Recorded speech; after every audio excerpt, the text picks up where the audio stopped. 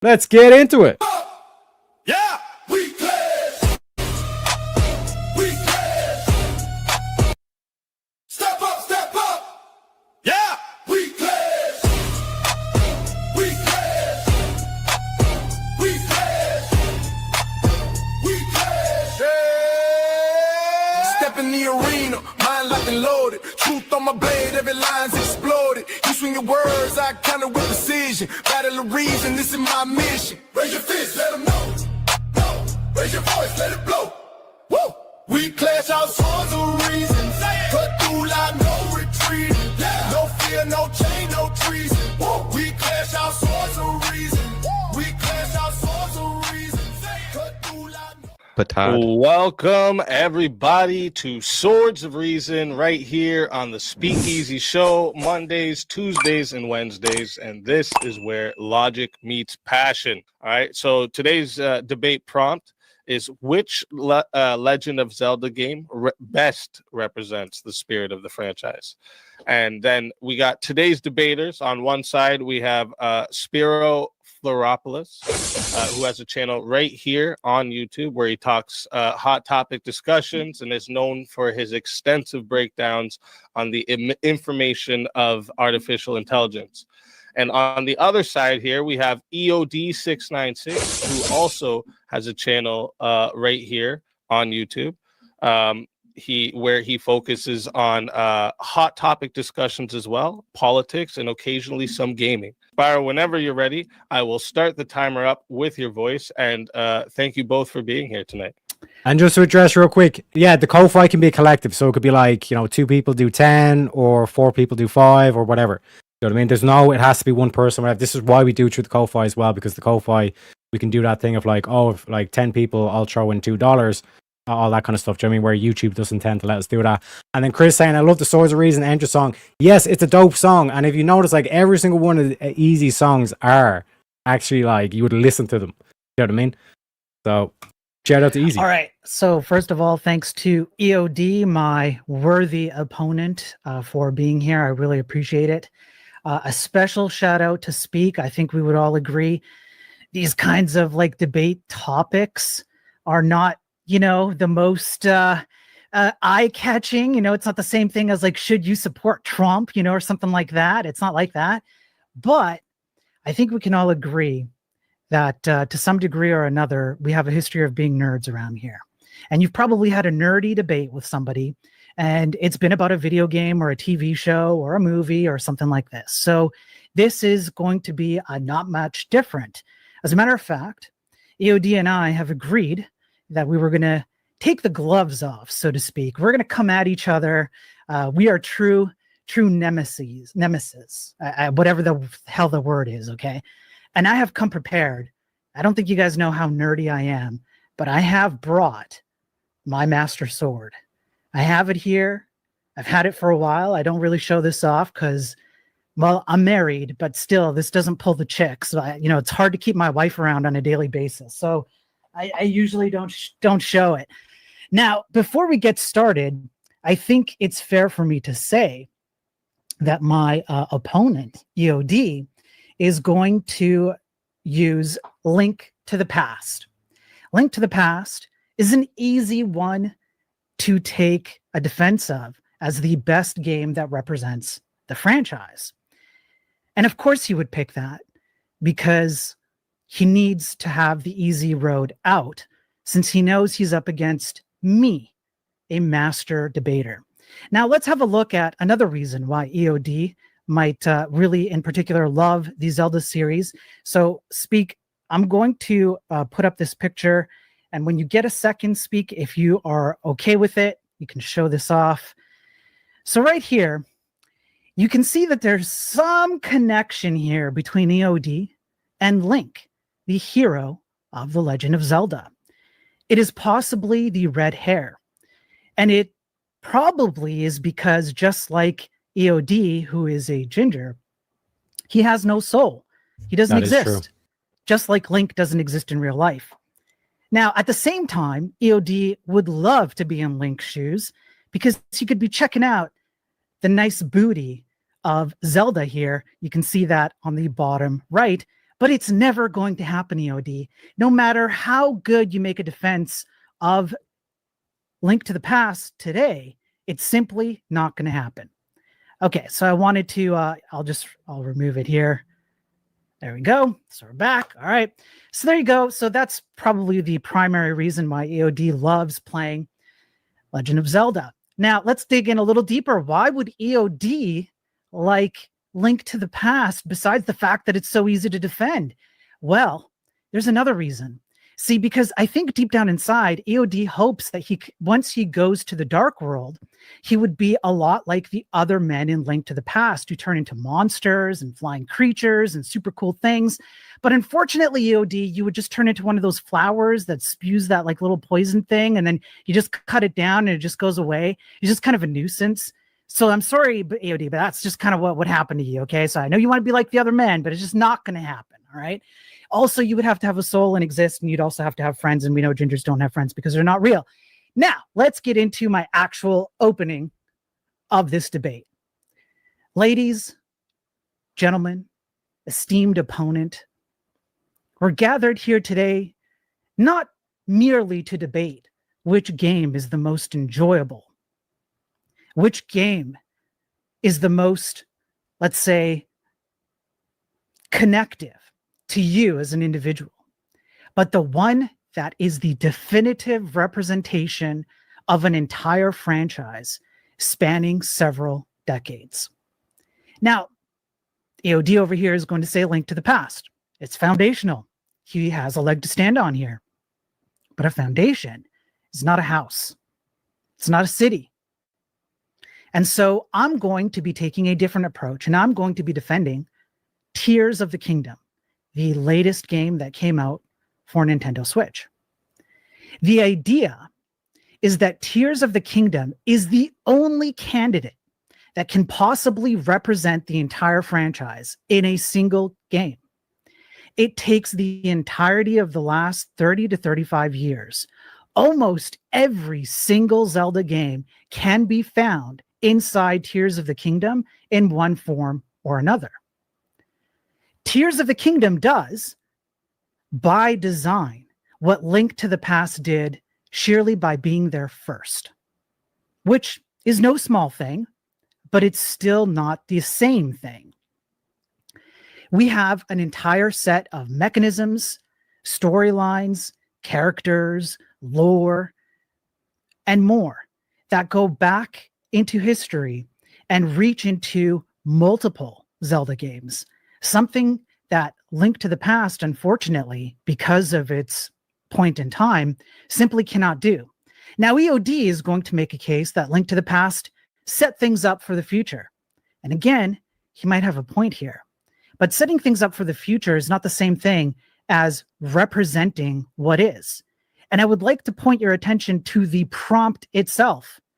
It's not which Zelda game best set up the future of the series, but which Zelda game best represents, in past terms, the franchise. And my argument here is going to essentially be what you've all been telling myself and EOD for the past few weeks, knowing that this debate has been coming up. I've actually received more comments about this debate than any other video or debate I've ever been on, to be quite honest with you. And you all have a variety of different games that you pick as the one that's most representative of the franchise. Some of you like Link to the Past. Some of you like Ocarina. Majora's Mask is a big one. Link's Awakening is a big one, etc., etc., etc. Now, here's the thing. These are games that represent the franchise for you. So I'm going to make the case that Tears of the Kingdom represents the franchise for everyone, because everyone is going to be able to find something in Tears of the Kingdom that they can connect to the game that they would choose. Hopefully that makes sense. So it's kind of like, take your favorite show and you want to pick one episode of an entire 3, 5, 10 season arc. Maybe you like Supernatural, or you like, I don't know, Smallville or Lost or whatever it is. Pick your show. And you have to pick one episode, and you have to sit somebody down in front of that episode, and that episode has to define for them what the show is. Or you take somebody who's a hardcore fan of the show and you pick an episode that best represents at least something about the show that they like. And that really is where the crux is. For every individual person, whether you've played the game or not, your subjective experience of representation is not the same thing as what is the objective. And my case here is a plead to the prompt. I'm going to make the objective case that the term represent in the prompt means that it's the most representative to the most people, regardless of their actual peer-to-peer subjective differences of what represents the franchise. And therefore, I lay the groundwork for Tears of the Kingdom being that game. We have an entire history of lore that the game goes into, Tears of the Kingdom, that Link to the Past only briefly touches and not even that well. We have interviews by people at Nintendo, by people who actually worked in the development of the game, who also admit that they used Tears of the Kingdom. Ah, shit, boys. Let me play the clip.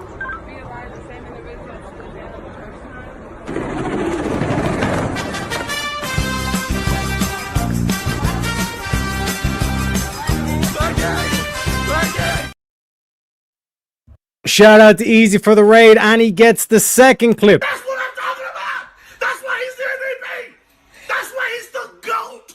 The GOAT! Absolute goal, and shout out to Easy as well for calling out that shit earlier on. Ladies and gentlemen, we're reviewing the Swords of Reason, or the unofficial name, Nerds of Reason. This is the debate against Zelda, and again, the reason why we're doing this is because like this topic, like there's no general kind of bias around this topic. Like for example, if this was a political topic like about Trump or whatever, or if it was about communism or whatever, like there's going to be natural biases in it. This is a good case study because it basically eliminates any of the bias you'll have, and all you can really do is judge the debater based on the arguments that they've made. Do you know what I mean? Also, shout out to Sam Turn of Chaos for the $2. My man. Goofy Irishman. Yeah, of course. Crucible Crusader. Welcome in. I came because people were saying you support gay rights and have some vegan food on buffet. Oh my God. Unbelievable. Says this to a carnivore. Unbelievable. Welcome in, people. Okay. So I think we're about to finish up on Spyro's arguments, and then I'll run down through them again. Basically, his old argumentation for anyone who's just joined, and then, like I said, we'll play EOD's arguments, and we'll see how it goes. As a way to represent multiple other games in the history of the franchise and pull them in together into one. On top of that, I'm going to make a case that I'm not going to lay out just yet. We're going to do it in the back and forth. I'm going to see what EOD has to say first. I want him to make his case for A Link to the Past, and then we'll get into it. But there's other things that exist in Tears of the Kingdom that represent something in the game that we've all taken for granted that I think very, very few people have paid attention to. And hopefully, I might throw a little curveball here. I call it my secret weapon that I've been holding back from EOD. So we'll see what happens here. But at the end of the day, all you have to do is remember that EOD is not real, because all you have to do is look at his hair. And that's it. I win the debate by that. I think I concede the rest of my time. Thank you. Thank you both. Okay, so real quick, basically Spyro kind of like highlighted what I was saying at the very beginning. He's like noting that like this is not like a quote unquote hot topic issue, but like I said, this is actually an advantage because it basically is a good case study to like who is actually making the better argument. Like majority of people don't really care about like Zelda in terms of like the like what we typically see and all this stuff. So it's a good like I said case study to do that. Then he's done a lot of memes. Memes are a good tool, especially in your intro to use. It kind of lightens the mood, disarms your opponent, and like I said, kind of in terms of audience sway and all that stuff, it's very important.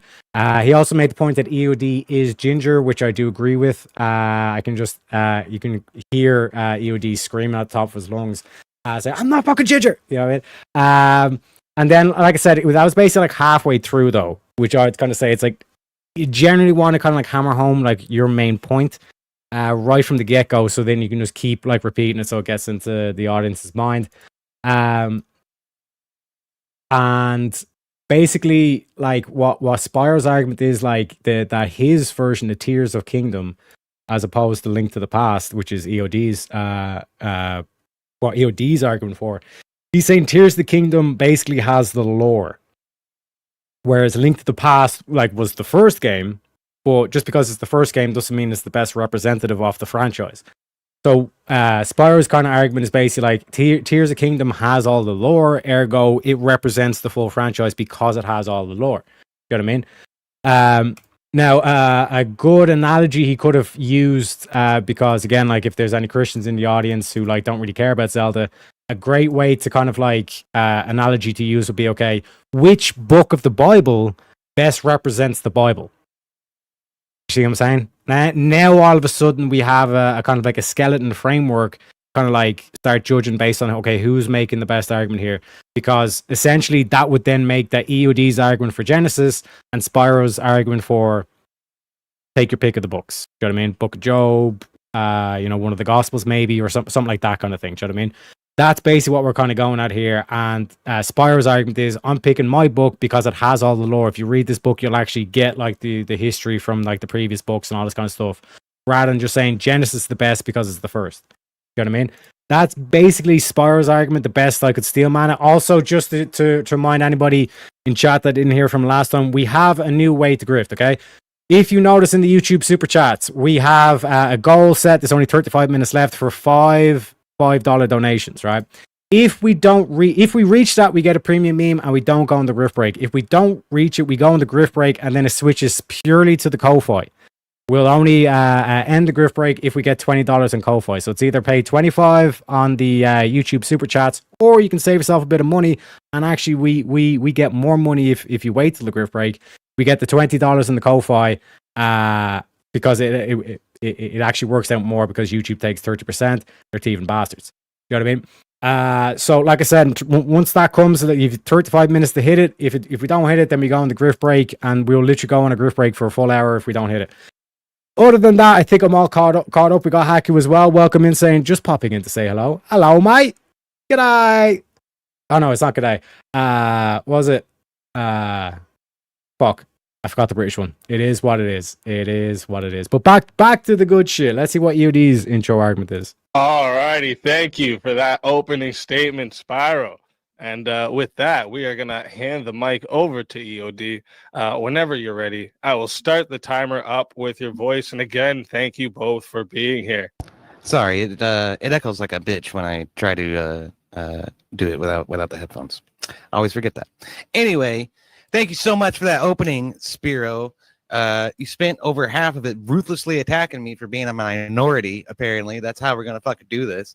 So just to be absolutely clear, okay, I have been invited to the barbecue, okay, and I've been given the N-word pass. So just to let you guys know that that's who you're messing with when you try to go after my hair. Okay? EOD is the king of all genders. All right, first of all, there's that. Secondly, my opponent has foolishly tried to claim that one of the least Zelda-like games best represents the series. I mean, what does he say? He says that you want to show somebody a television show episode that best represents the show. Well, the reality is that games aren't shows, Spiro, okay? You racist ginger hater. Games are standalone events that have a beginning, a middle, and an end, and you expect to experience that when you sit down to play one. I don't sit down to a Final Fantasy expecting to see part of what happened in Final Fantasy VII and part of what happened in Final Fantasy X. Likewise, when I sit down to play a Zelda game, I have certain expectations. So I think it's extremely important before we move on in order to define what it is that makes a Zelda game in the first place, right? There's these several tropes that occur through all of the series right up until we get to Breath of the Wild. One of those is the blue candle, the lantern, right? This is something that ends up being taken over by this weird magic system that just sprouts up out of nowhere and makes no sense in the lore of Zelda, right? Another thing is our, your trusty bow and arrow. There's a whole weapons system in Breath of the Wild that gets introduced that has nothing to do with Zelda. And Zelda, grabbing the bow and arrow is an achievement along a linear, legendary pathway that takes you from being a nobody who Maybe lives in a village somewhere. Maybe your uncle died in the dungeon. Maybe you're, a forest child who's missing a fairy. Depends on the game, because each of the games is a different experience. But you start as a nobody and you work your way up to becoming the hero of Hyrule, saving the entire world. In Breath of the Wild, they threw all of that away. They took away all of the progression system. They took away all of the traditional Shinto and Christian and Buddhist teachings that generally occur within the series over time. And, I'm going to make the argument, rightfully so, that the greatest example of the tropes which define what Zelda is occurred in Link to the Past. The first iteration of Zelda was too limited by technology in order to actually fulfill the vision. But as Nintendo moved on into the Super Nintendo era, they found a plethora of new possibilities and new ways to sort of express what it is that we're trying to do in the first game.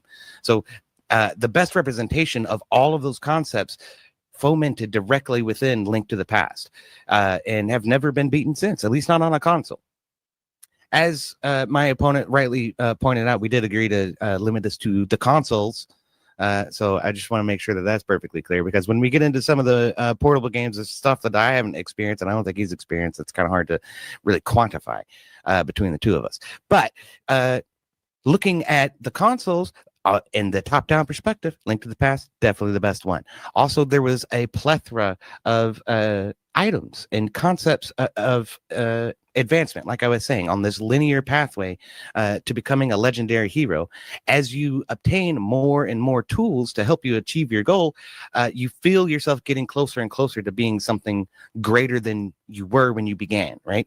And all of that advancement and all of that legendariness is just lost in the open world format. It's a beautiful game, don't get me wrong. Breath of the Wild and Tears of the Kingdom are absolutely gorgeous and fantastic tales. And they introduce all kinds of new species and new civilizations that we didn't know anything about. And they create this hierarchy and this history of Hyrule that never existed before. It's a great game, but it's not a Zelda game because it lacks all of the tropes. You had the hook shot was originally established in Link to the Past. You had the fire rod was originally established in Link to the Past, which appeared in game after game after game after the fact. You had the bug catcher net, which appeared in game after game. There's a whole bug collection system in Twilight Princess, harkening back to this. The Link to the Past establishes the 2-tier advancement where you are introduced to dungeons in a small set, like 3, maybe 4, depending on the game, and then you advance into a larger set of more advanced dungeons that continue to challenge you, continue to add tools to your arsenal, and continue to present you with puzzles to, put all of these new mechanics as they occur into practice as you go along. And all of this is washed away in an instant in Tears of the Kingdom when you get your little magic pad that can glue shit together. And that's what you do in that game. You glue shit together. You make your own weapons. You build your own vehicles and your own methods of traversing this fantastical world. And like I say, it's a beautiful game. It's great. But is it Zelda? I don't think so. In my Zelda games, I have to get bottles. I have to go talk to a witch. I have to get a mushroom. I have to make a potion. I have to collect milk, right? In my Zelda game, I ride a horse, right? In Tears of the Kingdom, there's no reason to. You could just make a hover bike and fly around everywhere you want to go. That's not Zelda. How is that Zelda? So at the end of the day, what a lot of people say is that Ocarina of Time would have been their choice, right? When you look at the key components of Ocarina of Time, like I've said, the hook shot, the advancement from the 3 gems to the 5 medallions, the change between adult Link and child Link, all of those concepts are directly attributable to Link to the Past. And so many of them are iterated over again in Majora's Mask on N64 as well. You had the Zora's flippers that let you swim in Link to the Past. Well, you can put on a Zora mask in Majora's Mask and become a Zora. But does any of this happen in Tears of the Kingdom? Nope. In fact, Zora's kingdom and Tears of the Kingdom is frozen over, as it so often is, given the trope. But the way that you have to unfreeze it is by defeating some type of divine mechanistic spirit. Where the fuck did that come from? Is that Zelda? I don't think so. So I will iterate again and again that Tears of the Kingdom is a great game. It's fantastic and it's beautifully presented, but I don't think it's a Zelda game. And if we want to look at what began, as my opponent so rightly points out, what is the foundation of the tropes that define Zelda as we look at it, in Memoria, all of those started with Link to the Past. And to this day, it remains a great playable game for people who know nothing about Zelda, know very little about Super Nintendo. You can have a good time playing Link to the Past. I promise. Give it a shot. Put it on an emulator. Get it on your phone. You won't regret it. It's a fucking trip. But to further address the racist and misogynistic allegations that have occurred against my gingerness, I'll say that Spiro is a silly Canadian, and he doesn't know what he's talking about. Like, they don't even get proper Zelda up there. Okay, like it's just like with bacon, right? We get real bacon, they get ham. We get real Zelda, they get like some imported Japanese shit that it doesn't even work right. That's why he couldn't pick Super Nintendo, because they don't have a working Super Nintendo in all of Canada. That's really what it is. Okay, I see the rest of my time. All righty. Thank you for that opening statement, EOD. Now we're going to get over into the 5-minute uninterrupted rebuttal. So again, just to steal man EOD's argument, which I thought he was going to play it out this way as well. So again, first of all, which is you should do, even if it's obvious, point out the ad homs, memes that Spyro was doing.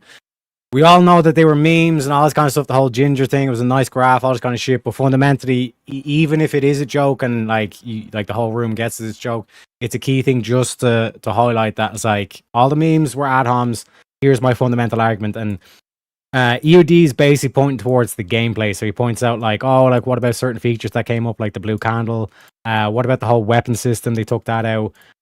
Even just the whole kind of like story that, like, because he's basically defining like what makes a Zelda game a Zelda game. Do you know what I mean? If I was to put in the same lore as a Zelda game, but turned it into a fucking racing game, is it really a Zelda game? Debatable, which is what we're going to see play out.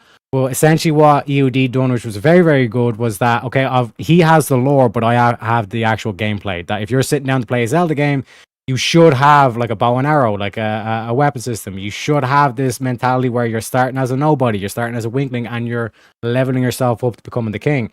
And then just like the general kind of like progression systems that I've put in. So there's a lot of like the gameplay and the actual systems in the game that aren't representative of what a Zelda game quote unquote should be.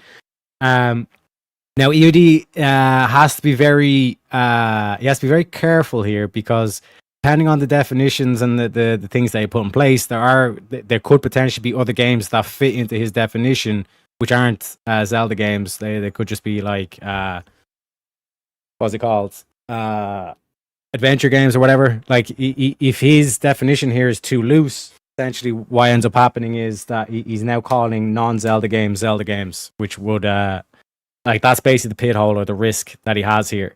And then, like I said, as he was closing out there, he basically done a few returned ad hom memes. Like, you call me a ginger, I'm going to say you're Canadian and you don't get the proper shit and all this kind of stuff.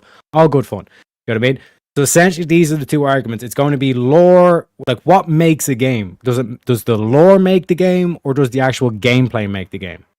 Do you know what I mean? Which now all of a sudden we've kind of like defaulted down, and we've abstracted out what is the main components of this. So if we're to go back to the analogy that we just used in terms of the Bible, like EOD would be saying Genesis is like that gives you the setup, that basically kickstarts everything, and that's like the whole kind of like story, or the what one could say like the gameplay of life or whatever. Whereas, like I said, EOD would be pointing to a different book that says this has all the whole lore.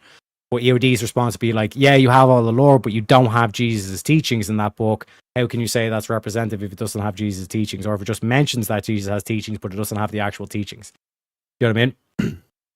Basically, he's calling it a spin-off. Yeah, basically. And also, just to remind you all, William's getting compliments from Haku and chat and everything.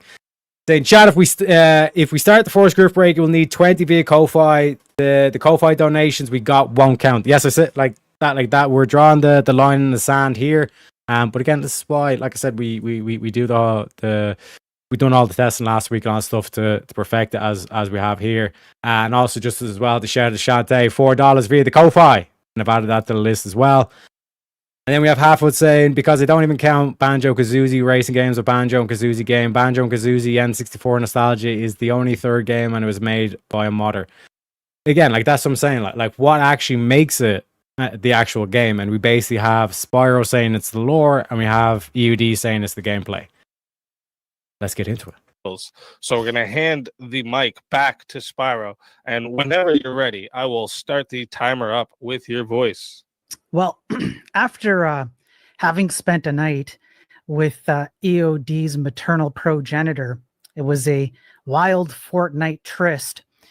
She bequeathed to me some knowledge, whereupon she stated that EOD loves to pretend like he's Link on a daily basis. Unfortunately for both her and I, he won't do the one thing that Link does do, which is shut the hell up and not talk. Moving on, there are a few things that EOD has already betrayed himself on. For example, he confused the concept of Zora's Domain and what happened to it between Breath of the Wild and Tears of the Kingdom. The Zora's Domain was not frozen in Tears of the Kingdom. And furthermore, it was frozen in Ocarina of Time, which means it's not the only game where Zora's Domain was frozen. It is therefore canonically and historically consistent. Furthermore, you brought up the fire rod, as if to say that it existed only in Link to the Past. However, it did also exist in Zelda. It was used with a book to shoot fire. So you don't even know your own history. How can you possibly hope to even be remotely close to the Chad that is Link, aside from just keeping your mouth shut, as you should? Now, I will cede this much, though, to EOD. Everything he said about Canada was 100% right. He's totally right about that. There's just no, I think Speak can agree with me. Okay, so there you go. All right, so that's it. EOD wins that portion of the debate. However, what he's also missing is something that is consistent with far-right, flat earth conservatives these days, which is the conservative view of the entire concept that everything must stay the way it is. But what he's forgetting is the history of what is not. Link to the Past broke several tropes that existed in games before it. When you play Zelda 1 and you're in the overworld on the Nintendo version, you're traveling around the overworld in a very open world format. Link to the Past doesn't really give you that same concept. It broke that trope. One could say adapted it perhaps, but it definitely didn't do it in consistency with the previous games. Same with the use of several other weaponry or mechanics that existed previous to it. And as you move forward through each game does consistently push boundaries on what a typical Zelda game is. In fact, I would flip the argument on its head. The point of every single Zelda game was to break boundaries, was to break previous tropes. And there are certain things that must stay consistent, I can agree, in order to make a Zelda game, but they're not what my opponent is bringing out. Here's an example of something that you would agree, if it were removed from any Zelda game, would not be a Zelda game anymore. The Master Sword. If it just didn't exist in a game, you'd be like, what the hell is a Zelda game? If Zelda didn't even exist in a Zelda game, you might be scratching your head. But if a bow and arrow don't exist in the game, why? Can you give me a reason why? What's the lore behind it aside from it was in the other games before? That's it. Whereas the Master Sword has a reason to be there. Zelda has a reason to be there. Link has a reason to be there. If you remove Ganon from the game, you're also kind of wondering what the hell's going on with the game. Where's Ganon? Where's the Triforce? Things like that. There are certain elements that can be removed, which only can be removed because of exactly the reason EOD is bringing up here, which is just they were in there before. Tears of the Kingdom does a first by making certain elements, which I'm not going to have time to get into, I guess, now, but we'll get into it in back and forth. Tears of the Kingdom is one of the first games that actually brings to the forefront the lore of some of the reasons why you can't extract certain elements like the Master Sword from a Zelda game and still call it a Zelda game. But no game presents a lore for the fire rod or the bow and arrow or the boots. Again, where were the boots in Ocarina of Time that were the same as the boots in Link to the Past? They were not the same thing, etc., etc.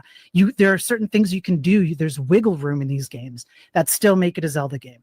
And that would be where my source of contention is, as it seems he wants to stick to the definition of what is a Zelda game. But I still contend with the fact that you can have your cake and eat it too with Tears of the Kingdom. Tears of the Kingdom gives you essentially every core element that makes any Zelda game a Zelda game that you cannot remove from any Zelda game, and provides you the reason why you can't do it, and is therefore the most representative of all Zelda games. All righty. Thank you for that. So again, basically to sum up, or to Steelman, what Spyro's doing here is like he's basically reinforcing the lore argument, saying like this whole thing of like the blue candle and all this kind of stuff. Like you technically got that wrong. So it's like this whole thing of like making sure the audience knows that I know more lore than he does because I'm fighting on the lore side, and basically eliminating all possible options for EOD, because he's basically trying to put EOD into a position where all you can really talk about is the gameplay or the systems. Bow and arrow was one of the things mentioned. And now all Spyro has to do is just flip it and say, oh, is like name any other game that has a bow and arrow in it, like World of Warcraft or Skyrim or Oblivion or Elder Scrolls or any of that kind of shit. Are they now Zelda games because they've got a bow and arrow? And because you start off as a nobody and you end up as a thingamabob, like the reason why this is a very difficult position for EOD to already be in is simultaneously he has to reinforce his own definition that what makes a Zelda game comes down to the gameplay, without leaning anything into the lore. Because if he does anything with the lore, then he's basically ceding ground to Spyro. Furthermore, he's going to be getting attack from Spyro, where it's like, okay, if I remove the name Zelda and like the history of Zelda and give a completely new lore, is that still a Zelda game? That's already like loaded in the chamber. We should expect to see that one. Conversely, on the opposite side, in terms of the gameplay, he has to be very careful that he doesn't go too liberal with the definition. Then all of a sudden he's welcoming in, like I was saying, like Skyrim, Elder Scrolls. Are these all Zelda games? And also, in terms of this, like if there is any like racing games that are a version of Zelda, or like different kind of gameplay systems that are technically labeled as Zelda, he's now going to be in an awkward position where he has to deny that they're Zelda games, even though it has the label Zelda on the game itself. So, like I said, this is actually a pretty juicy one in terms of like what way they're going to go about it. And 100% Dante was absolutely ridiculous. That's because Black Templars are the only correct Space Marine chapter. Oh my god, you guys are going completely nerded out. It's unbelievable. And William letting us know, chat, we only have we've less than 15 minutes left to hit the super chat call. You want a griff break? It seems like the chat wants a griff break almost, William. You know what I'm saying? It's like they like the music almost. I'm trying to say, just popped in to tell Tarek that he had a question and to bust his balls. That's what we hear. You know, Shantae is another one that loves to bust my balls. That's why we got this meme. You know what I mean? This is purely like Shantae's meme. You know? But anyway, back to the good stuff. At Rebuttal Spyro. And with that, we're going to hand over the mic back to EOD. And whenever you're ready for your rebuttal, I'll start the timer up with your voice. All right, yeah, no, I was not confusing what happened in Breath of the Wild versus Tears of the Kingdom. I know that it was frozen, and I know that is canonical with what happened in Ocarina of Time. When I brought up the fire rod, it was an example of items being carried over from LTTP. So you gotta just prove my point there. The other thing is, you said Zelda 1 had other weaponry and mechanics that LTTP didn't exactly illustrate very well. I'd love to know what those were. The reality is that everything that was either missing or changed between the two games was because of the technological limitations of the original NES, right? And LTDP was just a better overall vision of what they were trying to accomplish. You're saying that each game pushes boundaries as we advance through the series. To a certain extent, this is correct, but primarily on the technological level, as I just iterated with LTDP versus the original LOZ. Okay, and even then, from LTDP on to Ocarina of Time, the big difference was really the technology and what was being done in terms of graphics and in terms of presentation. Rather, the lore was still very much kind of set and fixed. Not only that, but the format, the gameplay loop was still very much the same as it was in the original game. In the original game, one of the flaws was that they didn't really prevent you from going somewhere you shouldn't be too early, right? Although they did tell you what level you were on. As soon as you entered the level, you knew that, oops, I just walked into stage 8. Maybe I shouldn't be here. That was about the most amount of guidance that you got. In LTDP, they did a lot more to guide the player on a linear adventure, again, from that nobody to that hero of the world progression.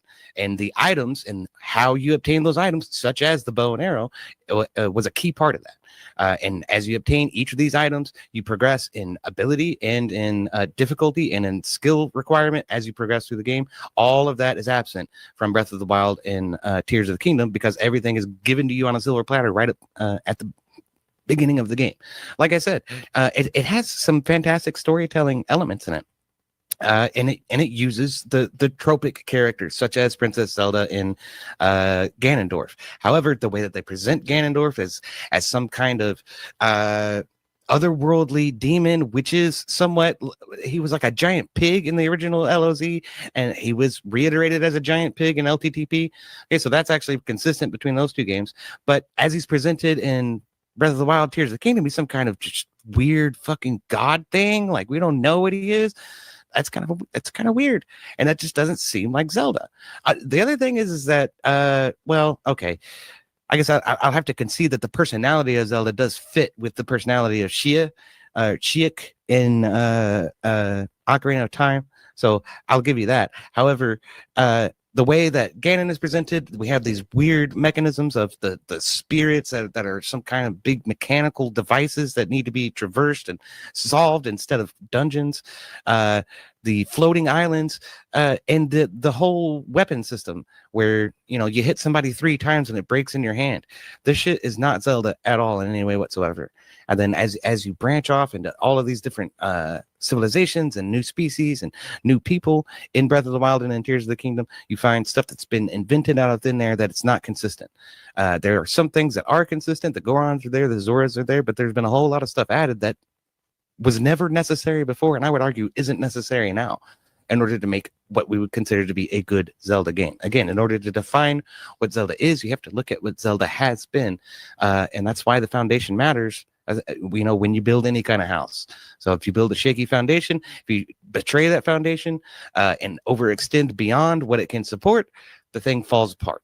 And that's, I think, what we're seeing happen with Tears of the Kingdom and Breath of the Wild. Now, does it expose people to the IP? Absolutely. It's a very well-selling game and it's very well presented, but it is not a good representation of what makes Zelda Zelda.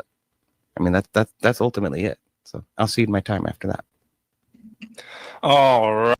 So again, this is a key move by EOD, where he's basically saying that, like, first of all, he makes sure he counters the lore expertise, where it's like, actually, no, I didn't get that wrong.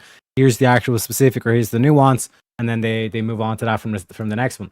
The key thing here from EOD as well was to call into question the lore that Spyro is proposing, that this is the actual lore and this is what we should read into in terms of the lore. EOD's counter is, no, they just made shit up and retconned it back in. That's why you're saying the lore argument. So this is a very impressive rebuttal from EOD, because, like I said, there was a lot of dangers, like from both angles. EOD was coming in on. So props to the EOD for that as well. At the moment, I'd probably say, I'd say Spyro technically has the better argument, but EOD is doing a better job of explaining his position, or at least critiquing Spyro. Spyro's not really leaning into, like, the direction where I think he should take it, which is which is to say that I think Spyro's too focused on defending the lore and not attacking the gameplay version of it. Do you know what I mean? I'll be quiet. I don't know much about Zelda. Yeah, but this is the key point, Shantae. Right? The reason why we're doing this is to eliminate any bias.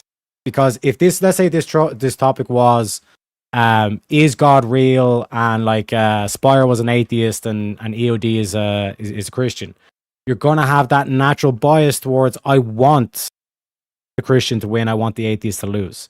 With this, it's like a topic where majority of people, I've never even played Zelda.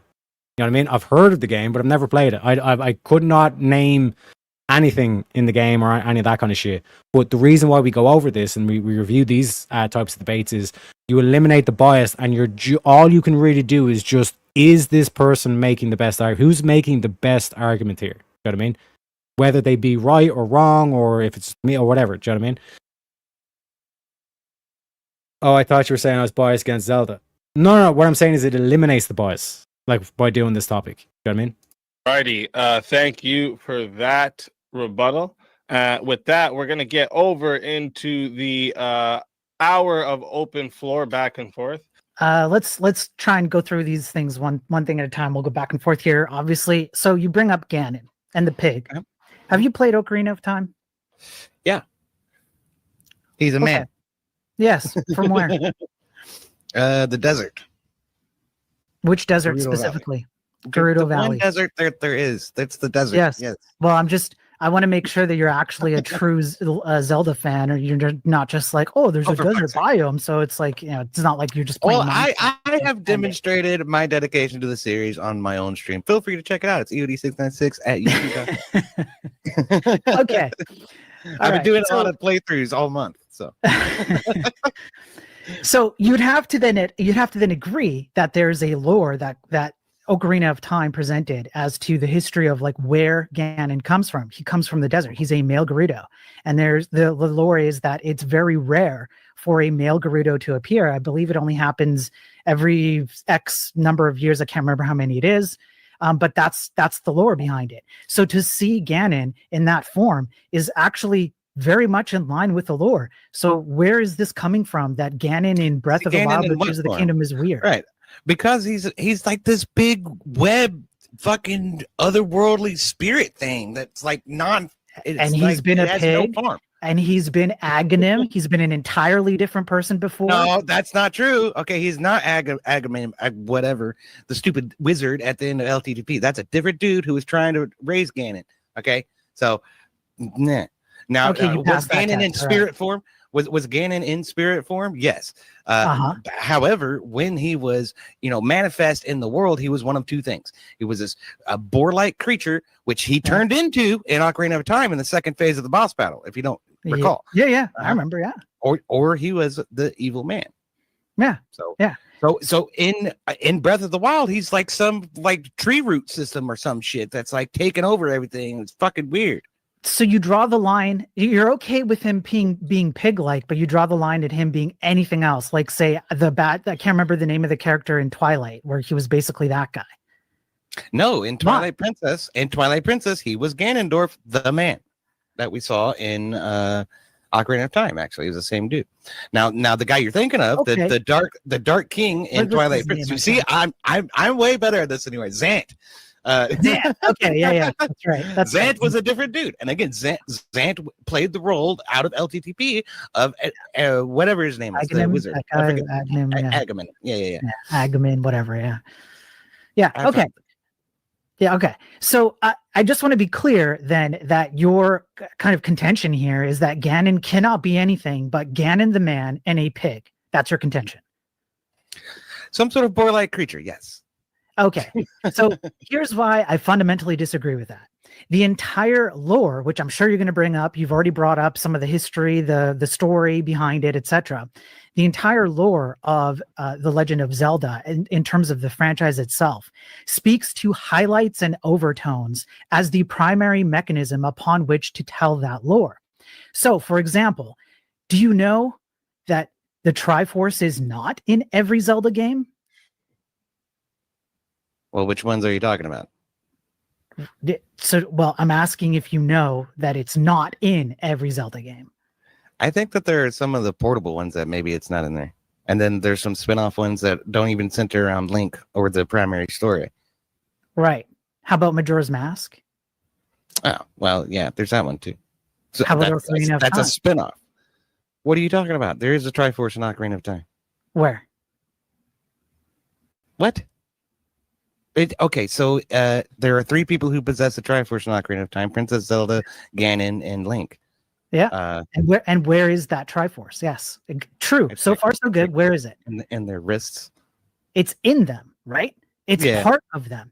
And what does the Triforce represent? What are the 3 symbolisms of the Triforce? The words that are associated with the 3 parts of the Triforce. Din, Pharaoh, and what's the other one? I forget. I believe you're talking about the goddesses who created the Triforce or who created the world. I'm talking about the actual words that are associated, like the characteristics of each portion of the Triforce. Oh, courage, power, and wisdom. Correct. And Yeah. Ocarina of Time set the groundwork for something that was typically a very core component of what would be the Legend of Zelda franchise, which is the Triforce. In Link to the Past, you literally go get it. It's a thing that you go get. Yeah. But That's my true. point is that there's Likewise, that's tone. true in the original Zelda as well, which means That's Link to the true. Past is a good representation of the original lore. That's sure, yes. But there's a tone that's being set here, which is that the Triforce is not always a thing. The Triforce has a deeper symbolism, much like you already mentioned in, I believe it was your opening, where you brought up the Shinto Christian background. There is symbolism that overpowers a lot of the specificities of the game. And that symbolism Symbolism appeared in the original game. It Ganon appeared in is LTDP. power. It appeared in Ocarina of Time. It did not appear Oh. in Breath of the Wild or the Tears of the Kingdom. Which It symbolism? was did not mysteriously appear? absent. The Which one? Which, symbolism of Christianity, for instance. there's a church. Literally, when you start off in your opening stuff, when you talk to the king in Breath of the Wild, you're in a church. It's abandoned or some shit, isn't it? So Well, that's not a church. That's the ruins of a not a church. church. Oh, so any abandoned church. What is a not church? So any existing church today that people, that's out there that nobody right. goes into, it's no longer a church. Well, it's more than just a church in Yes. Ocarina of Time. And And again, I'm sorry for pausing so soon, but like this is what I've just been saying in terms of the recap, where Spyro should have drilled straight fucking down that Triforce and said Triforce is not in every game. So the games that are not Triforce and not Zelda games, that would have been the key thing to pounce on and to, because like I said, it brings it into that like pitfall that I explained that EUD has to deal with, where his definition on the gameplay, whatever systems on stuff, can be so generic that all of a sudden that he's including other games that are not Zelda games in terms of that definition. You know what I mean? in LTDP and in the original game. In the original game, his shield literally has a cross on it. In in LTDP, there's a book which sort of represents. It looks like a Bible. I think you got another one of those in the original game as well. In Ocarina of Time, there was a shield. The mirror shield had like a Muslim thing on it. The point is that Zelda as a cultural bridge between the West and Japan often looked at Western religion as, with a fond eye. But as later instances of it developed, they tried to work that out of the series. And I think it is most absent from Breath of the Wild and Tears of the Kingdom, thanks to, woke bullshit and Nintendo trying to kowtow to activist motherfuckers. Okay. Would you state that one of the core tenets of the Christian backing is self-sacrifice, or the sacrifice of oneself towards a higher goal? Absolutely. Would you say that a cross represents that more, or a person actually doing a sacrifice represents that more? I think that both are representative of that aspect of our faith. Which one's more representative? Well, I feel like people making sacrifices goes unnoticed a lot more than the symbolism of Christianity. But which one actually represents the act of self-sacrifice more? Is it me doing this, or is it me actually sacrificing my life for you? Well, if you're trying to perform an exorcism, like that might actually. accomplish Well, I something. can't for you. You'd have to have a soul for that. It's not possible. No, that's so funny. That's so funny. Okay, look, I recognize that Okay, so that's great that you bring that up, because I feel like that's another the linear legendary story aspect is something that I've been criticizing about Breath of the Wild and Tears of the Kingdom. The open world kind of does away with a lot of that. So the sacrifice and the development that represents, you know, coming to Christ and being a better person, I think is better represented in previous iterations that were more adherent to that format, right? Does that make sense? So it was more obvious that Link was growing and becoming more capable as you went through the game, because the way the progression system was all very much hinging on these specific items and these specific dungeons that you have to go to in a somewhat specific order. Sure. Okay, but we're not talking about the progression. We're talking about the symbolism here, because you brought up the notion of there were actual crosses on the previous games, which tied far closer to Christianity. And that's what I'm trying to bring attention to, is that the symbolism hasn't gone away. The symbolism, the ultimate form of those symbols, the self-sacrificing, all of that, I can point to many instances in both Breath of the Wild and Tears of the Kingdom where that self-sacrificing spirit is actually core to the principle of the game, as it has been in every previous. Give us one example. You keep saying that I have all these examples, but then you never actually provide any. So let's hear one. Princess Zelda literally killed herself in Tears of the Kingdom. Didn't. Yes, she bullshit. did. No, she didn't. Yeah. She did not. She teleported or something. Nope. Okay. Well, the game's not about Zelda. So that you know, you missed one right there. It's supposed to be Link making the sacrifices and growing as a human being, right? When has Link made you are. When has Link made the sacrifice, the ultimate sacrifice of death? In like any every game. time I've run out of fucking hearts. It's a wonder you beat any of the games. If we could tally it up, I mean, how many games have you actually beat? Yeah. Okay. I would say that Link sacrificed his life. He sacrificed his childhood in Ocarina of Time, right? So there's that. But in Link to the Past, he sacrificed his uncle and his would-be life. He's put everything on hold in order to become this grand adventurer. It just landed in his lap. And so I think this element is actually prevalent in every single entry in the series. You know, you're right. When we're talking about the core tenets of self-sacrifice in Christianity, right? Jesus also put his childhood on hold, and he definitely sacrificed his uncle too, making him the perfect paradigm of self-sacrifice. However, unfortunately for you, that's not the case. What is the case is that Zelda sacrificed herself many times. The game's not about Zelda. That's a complete red herring. What I'm pointing to, we're focused on a symbolism. We narrowed down to one kind of symbolic thing. You brought up Christianity, and that's what I'm narrowing on, right? There's a sense of self-sacrifice there. So there's consistency. If you want to look for that in the other games, it's all over them. It is exactly. Therefore, Tears of the Kingdom is not a betrayal of, in terms of that one thing alone. It's not a betrayal. That one thing, but you haven't done anything to address any of the criticisms that I've brought up so far. So now that I've completely demolished you on this one, let's move on to the next one. What's another criticism? You haven't demolished anything. Yeah, blah. Okay, all right. All you've done is say that because Zelda sacrificed herself, that's Christ-like. And it's like, okay, that one thing, sure, maybe. But the symbolism isn't there, and the overarching, you know. But the symbolism is there. The no. Hold on. Let me finish my fucking thought. Hold on. Okay. So the symbolism isn't there, and the other thing is that the spirituality of it is all extremely, you know, how do we say this? Is pagan, right? It's about like these gods that float in the sky and are big giant mechanisms that you have to go in and solve like a big puzzle or something. It has nothing to do with Christianity. It completely, you know, turns away from that. Hang on, you said that was pagan, right? Like, you were okay. Like not Christian. Okay, so what's the difference between killing a demon in a game versus going up to the sky and killing some bosses, or going to a temple on the ground? Like, why does the destination or the location of these things matter? What makes it pagan versus pagan? Okay, well, because we're not talking about a one true God looking over a world down below where people are expected to be, you know, moral and you know, try to be Christ-like. We're talking about this world that's governed by, you know, forces unknown that represent aspects of God's power rather than God himself. So it's not compatible with you know, our Christian worldview.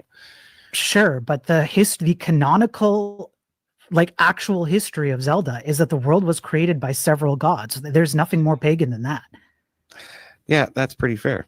But even in these earlier iterations of the story, we still found more commonality in terms of the way the story was presented and the iconography that we see. So that's Okay. that's Okay. why So I made the point. here's okay. So I can give you some common ground here because I would agree that in terms of visualizing what the actual symbolism of certain things. So, for example, you could throw this at me and say this about the Triforce, right? If I'm going to make a case about the Triforce having a symbolic kind of representation of certain, I guess, ideas, then the Triforce, in terms of iconography, as you point out, yeah. In the first few games, there's definitely a far more lean into those icons. But my argument is not the iconography. My argument is the representation of the franchise as a whole, because as the prompt says, it's the entirety of the franchise. And if you're going to make the case, Well, you've already pointed out that. You've already pointed out that there's only one instance where you can find of self-sacrifice that's sufficient for you, and that's Tears of the Kingdom, right, where Zelda sacrifices herself. Well, because it's the one that's most consistent, and it's the ultimate sacrifice of oneself through your own actions. That's so why consistent why is throughout why is that a unique element within the story there, right? You see what I'm saying? Correct. That's my point. It's not a unique element. It's pointing to the consistency of Tears of the Kingdom not betraying the canonical history or the symbolism that's been representative of the entire franchise. Well, what I mean is if it was, then we would see self-sacrifice more often in the series than we do. I can think of some instances of it happening in other ways, but Link's uncle being one, he sacrificed himself. Okay. Sure. But beyond that, there's not a lot of that actually happening. And again, I point to this as a bridge between Western and Japanese culture. It's not, Zelda's not necessarily a Christian story, right? Like that was never really my claim. But the fact that we had some commonality in the way it's presented in the iconography, again, was more prevalent in these earlier games. Now you can say that, okay, Zelda making that sacrifice in Tears of the Kingdom was more Christ-like and perhaps a better thing for a Christian character to do. But again, is that Zelda? I mean, so I guess we're talking past each other because you're talking about what is more Christ-like, and I'm talking about what brings Christians to the franchise, I guess. Why can't it be both? That's my argument. Is that if you're going to make the case there's not a Bible in the Tears of the Kingdom, a book with a cross on it. There's not a shield with a cross on it. There's not, you said there was a church, but the church is abandoned. Instead, it should be, an upstanding church as it is in LTTP, one that has a congregation in it later in the game, right? So. Okay, so again, you're focused on the iconography, and I'm focused on the symbolism that is being, the story, the lore that is being presented, the core components throughout the franchise, and like this can happen. Actually, if you go back to the last VK, you'll see Bricky was kind of guilty of this one where he basically forgot the prompt and then started debating on his opponent's behalf and all this kind of stuff. Essentially, like the conversation has now gotten sidetracked into like symbolism and religion, and like bear in mind that like EOD was the one that brought up that it's like, oh, they removed like the crucifix and all the religious imagery, which means that like because it's not quote unquote putting Christian imagery anymore, it's not Christian, meaning it's not Zelda. Now, Spyro's counter was quite nice, where he says, like, yeah, the imagery's gone, but the practice, like, aka sacrificing and all this kind of stuff, that is still in it, which means it goes back onto it. And then, like I said, the key silver bullet, like EOD's kind of touched on this, but he's not able to deliver the silver bullet, was that it's like, well, like, the reason why they got rid of the imagery is because they started conceding to the woke mob, which means that when they were creating your game, they weren't actually being honest to like what like Zelda actually is. They were conceding to a woke mob. You know what I mean? Which, like, phrasing it that way, I think would have been a lot better for EOD, and he could have then pushed down on it. And then it seemed like both of them agreed that Zelda is pagan.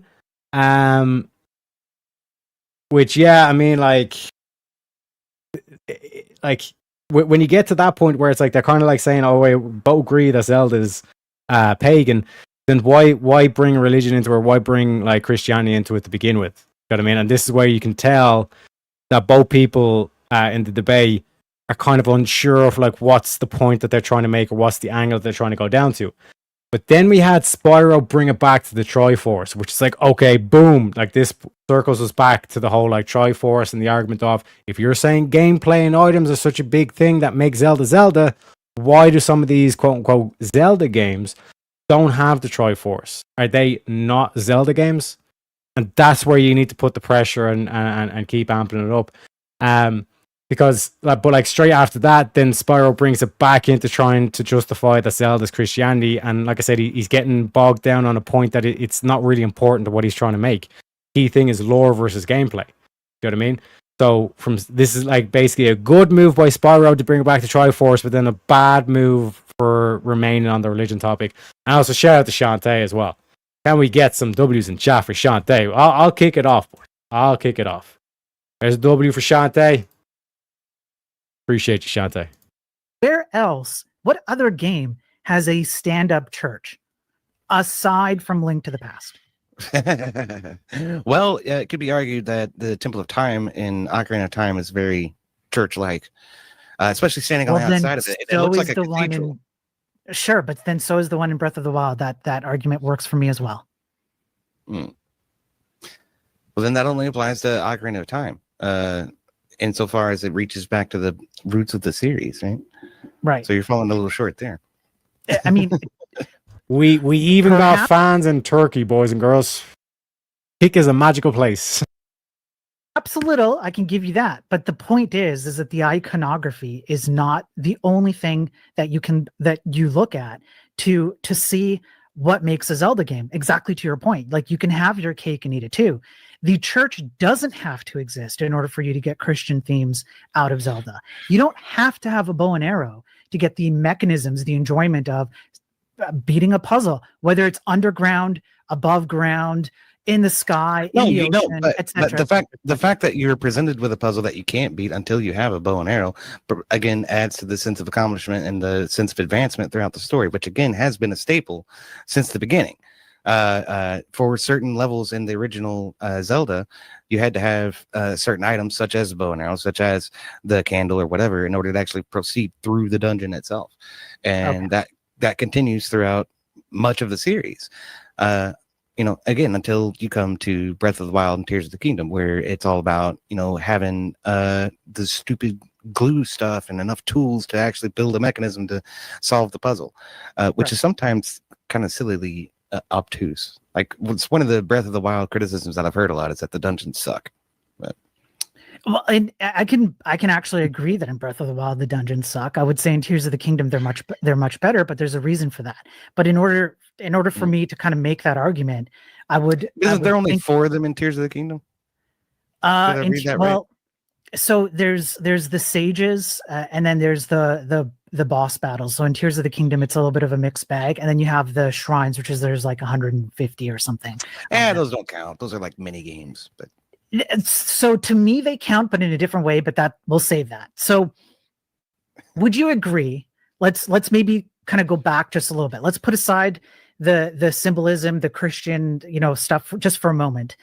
Would you agree that for the most part, the Zelda games, maybe not every single one, but I would say a majority of them, when they come out, they push the boundaries of what makes a game a game. So as an example, I can point to Link to the Past, and I can say that if you looked at games before Link to the Past that were like top-down 2D kind of, adventure RPG-like games, they never really quite matched up to Link to the Past.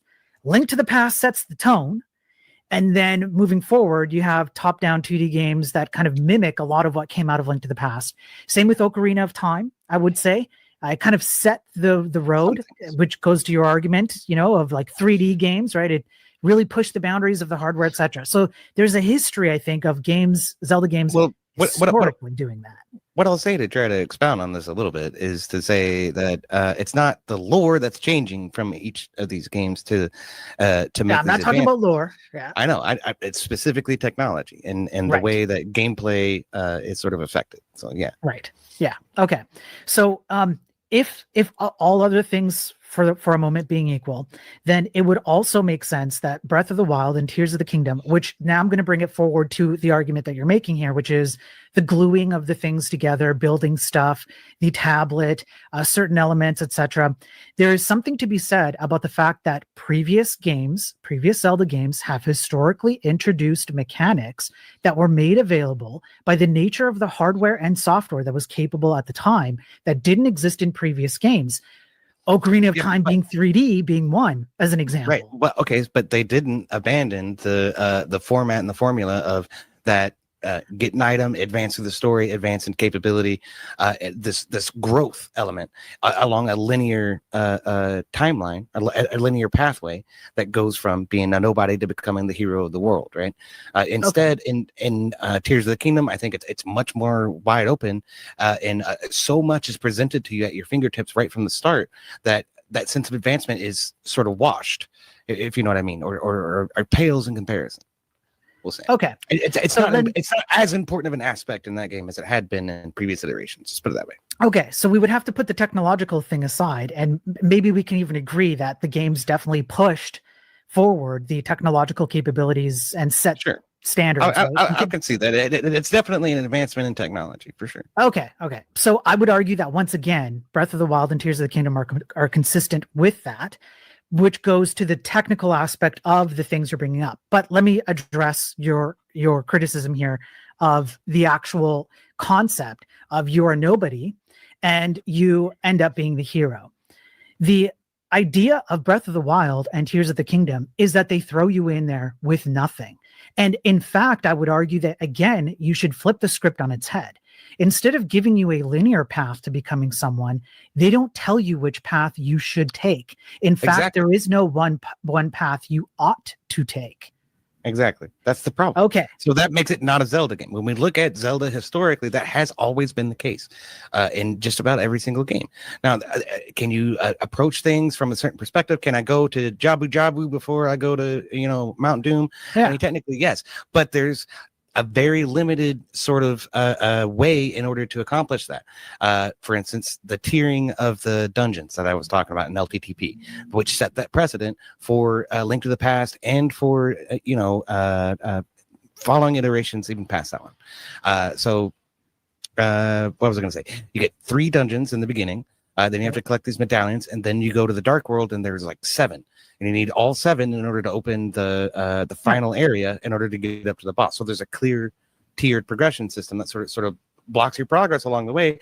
But as you go through each one of these dungeons, you get more stuff, get more capabilities, and clearly leading up to the final climax of the final battle with the final boss. Right? Okay. So there's 2 things that then I would argue back with. One is that those elements are still there in terms of linearity. It's just that the linearity is not what you think it is. The linearity is the point from you being nothing to you being a hero. What That's makes just a matter you of gathering materials, right? I mean, that's all right. it is. So if you remove that, That's not Zelda. If you remove the idea of gathering materials, could Link still be a hero? Within the Switch games? Any game. I don't know what you're asking. What do you mean? if you like eliminated the idea of like the fire rod, it was gone. Could Link still be a hero? I suppose. What do you get? What if you did it? What if you did it for the bow and arrow, etc.? And you can continue this line of questioning, right? Okay, so no, I think at some point, okay, once you take away all of these things that have made the series what it is, yeah, right, it's no longer a Zelda game. So okay, is it the now, thing? Can we mix and match? Can we take some things out? Can we move some things in? Not all the Zelda games have done all of the same items. However, there have been staples of the series which have remained consistent since LTTP, which again is why I think LTTP is most representative of the series, such as the hook shot, such as the lantern, such as the bug net, so on and so forth. I went through a lot of these examples already, but there's a plethora of items in the progression, the item progression there that have remained part of the series since LTTP. Yes. Now, I agree. Those are what I would consider to be core items that need to be there in order for it to be a real Zelda game, right? Okay. And again, they'd have to be used in a way to progress through that linear. Right. They have to be a component. Yes. Okay. So to the progression. Right, for the progression. Yeah, I understand what you're saying, but here's the problem. First of all, the games don't agree with you. You already conceded that these are things that you could remove some portions of them, or that have actually been canonically changed within the Well, history. because my argument is not absolute doesn't mean that the games don't agree with me. Yes, in fact, the games do agree because, as Well- I've said, several of these items have been in the series since LTTP. So if I went back in time, like I said, and I removed any number of these items, at what point does Link no longer have the capability to become a hero? Can you set that definition for me? Because I can, but I don't think you can. I'm really unsure how you're defining hero. Can Link be Link? Should be the question. And Sure. at some point, no, there's a threshold where Link is no longer Link because he lacks the elements that make him Link. Does What that are make those? sense? It does. Right. What are those? Okay, so again, the hook shot, the boots, the let's see, different tunics that he can wear. The fact that he's going after the 3 pendants and then the 7 crystals. That there's a tiered system there. That's part of the progression that he always goes through. The lamp, right? Even the Bombo's fucking medallion, you could say, from Link to the Past is represented by the bomb bracelet and Ocarina of Time. So it's those types of concepts, right? Okay. So, but here's everything that you're bringing up. Instead of you're looking at it as they were key components to what made Link Link in any given game. Yeah. My argument is that they were key components to the environment in which Link found himself in. And the reason why Link became a hero is because he adapted to those environments. The Okay, so that's environment where- gave him those things. That's part. Except for one thing, The games don't agree with you. What's that? the Master Sword. Take the Master Sword away, you no longer have Link. No, it has to be more than that. Anyone Why? can wield a sword, right? Nope. That I would say that is probably one of the most important things. Can however, I anyone wouldn't wield the say- Master Sword? I would say that was one of the most important things, but I wouldn't say that that's the one thing that defines who Link is. Link Well- is the Batman of the feudal fantasy world. Okay, Sure. and he has this belt and this inventory full of contraptions that allow him to interact with the environment in different ways, and a lot of times. But without that utility belt, if he just has a sword, he's not Link. He's not whole. It's not Right. the utility belt that matters. That's my point. Yes, You it can is. have the utility belt, but the utility belt changes based upon the environment which Link finds himself in. So he adapts to the utility belt. But one thing that is consistent that makes Link Link is his ability, his unique ability to wield the Master Sword. That is the most consistent thing that I would say you could make an argument for that must exist to make Link Link. All these And this is a key thing from Spyro's argument, because like I said, before this, it was like we're getting into Christianity. It's like, where the fuck we going with this? And then Spyro correctly basically abandons that move and says, fuck the religion argument. And he makes the discussion purely based on the gameplay. You know what I mean? So it's like, up at this point, it was all lore. And now Spyro shifts the discussion to, we're now talking about the gameplay, which means now EOD, you have to defend your case, right? So Spyro initially says this, it's like, well, a Zelda game, typically what you'll notice is that they need to push the limits of what a game is. This is way too generic, and it's not a good way to the phrases from Spyro. All right, and then I even made a note saying Spyro's defending way too much. He needs to start attacking these arguments. And he eventually does with the question, what defines a Zelda's game's gameplay? You know what I mean? And like basically what EOD's point to is like, well, there's these specific items that make it Zelda, etc., etc. So what are the items? And even EOD makes concession that some of these items can change, because like the next kind of like we'll get into it, but like the knock-on effect of doing this puts him in a difficult position. And like Spyro gets there by asking like, how do you define Link? And that's where we get to like the whole Master Sword and all this stuff. This is a really good question from Spyro. This is where it's like what he should have asked was like, what defines a Zelda's gameplay, like specifically makes it unique to Zelda. You know what I mean? And from that is basically the items and all this kind of stuff. And then Spyro, the reason why he's bringing up the Master Sword is because like that'll actually make it necessary. You know what I mean? Because EOD is saying that like the items he's listing is not necessary, but Spyro hits him with one that is necessary apparently. You know what I mean? Because like a key follow on like from this whole mentality that EOD has, where it's like once you concede that like these items can change or they're not necessary, then like before these items were added into the new games, was it still a Zelda's game? You know what I mean? Are you telling me that only the original Zelda game and the items in the original Zelda game make it a Zelda game? You know what I'm saying? Bit of a mouthful to say the least. And if a new Zelda game adds a new item, is it still a Zelda game? I mean, if they introduce new concepts, all the stuff, is it still Zelda? You know what I mean? And Spyro basically gets us to where we're meant to be in this whole discussion, where it's like the Master Sword. Apparently, the Master Sword is what makes Link, etc., etc. Do you know what I mean? Oh, and Lunk is a tart of butter. Hey, it is what it is. And chat, we only need we need some $5 super chats. We only have 24 minutes left to hit that super chat goal. If we do not hit it, we're back for grifting for possibly another hour. So again, it's up to you, chat, whether or not we have grift breaks or not. That's the beauty about the new structure of the grift breaks. Am I right or am I right? But yeah, like I said, we're basically in the perfect zone of where Spyro wants to be, which is attacking EOD's argument and not having to constantly defend his own argument. He's now putting the things like, how are you defining the Zelda gameplay? You know what I mean? And like I said, there's plenty of ways. I think someone mentioned it in chat as well. Halfwood says Smash Bros has a Link in it. Does that make it a Zelda game now? Do you know what I mean? That's the kind of like ammunition you need to load up before the debate and be able to show us. Okay, was a like Super Smash Bros. Is that a Zelda game because it got Link in it? You know what I mean? Or if there's any racing games, like is that a Zelda game? You know what I mean? Because like if we were to say like Crash, like like a key thing to Crash Bandicoot game is that you're collecting crystals, you're jumping on boxes. Let's just say you're jumping on boxes. That's a classic way to describe Crash Bandicoot. He's constantly jumping on boxes for apples, right?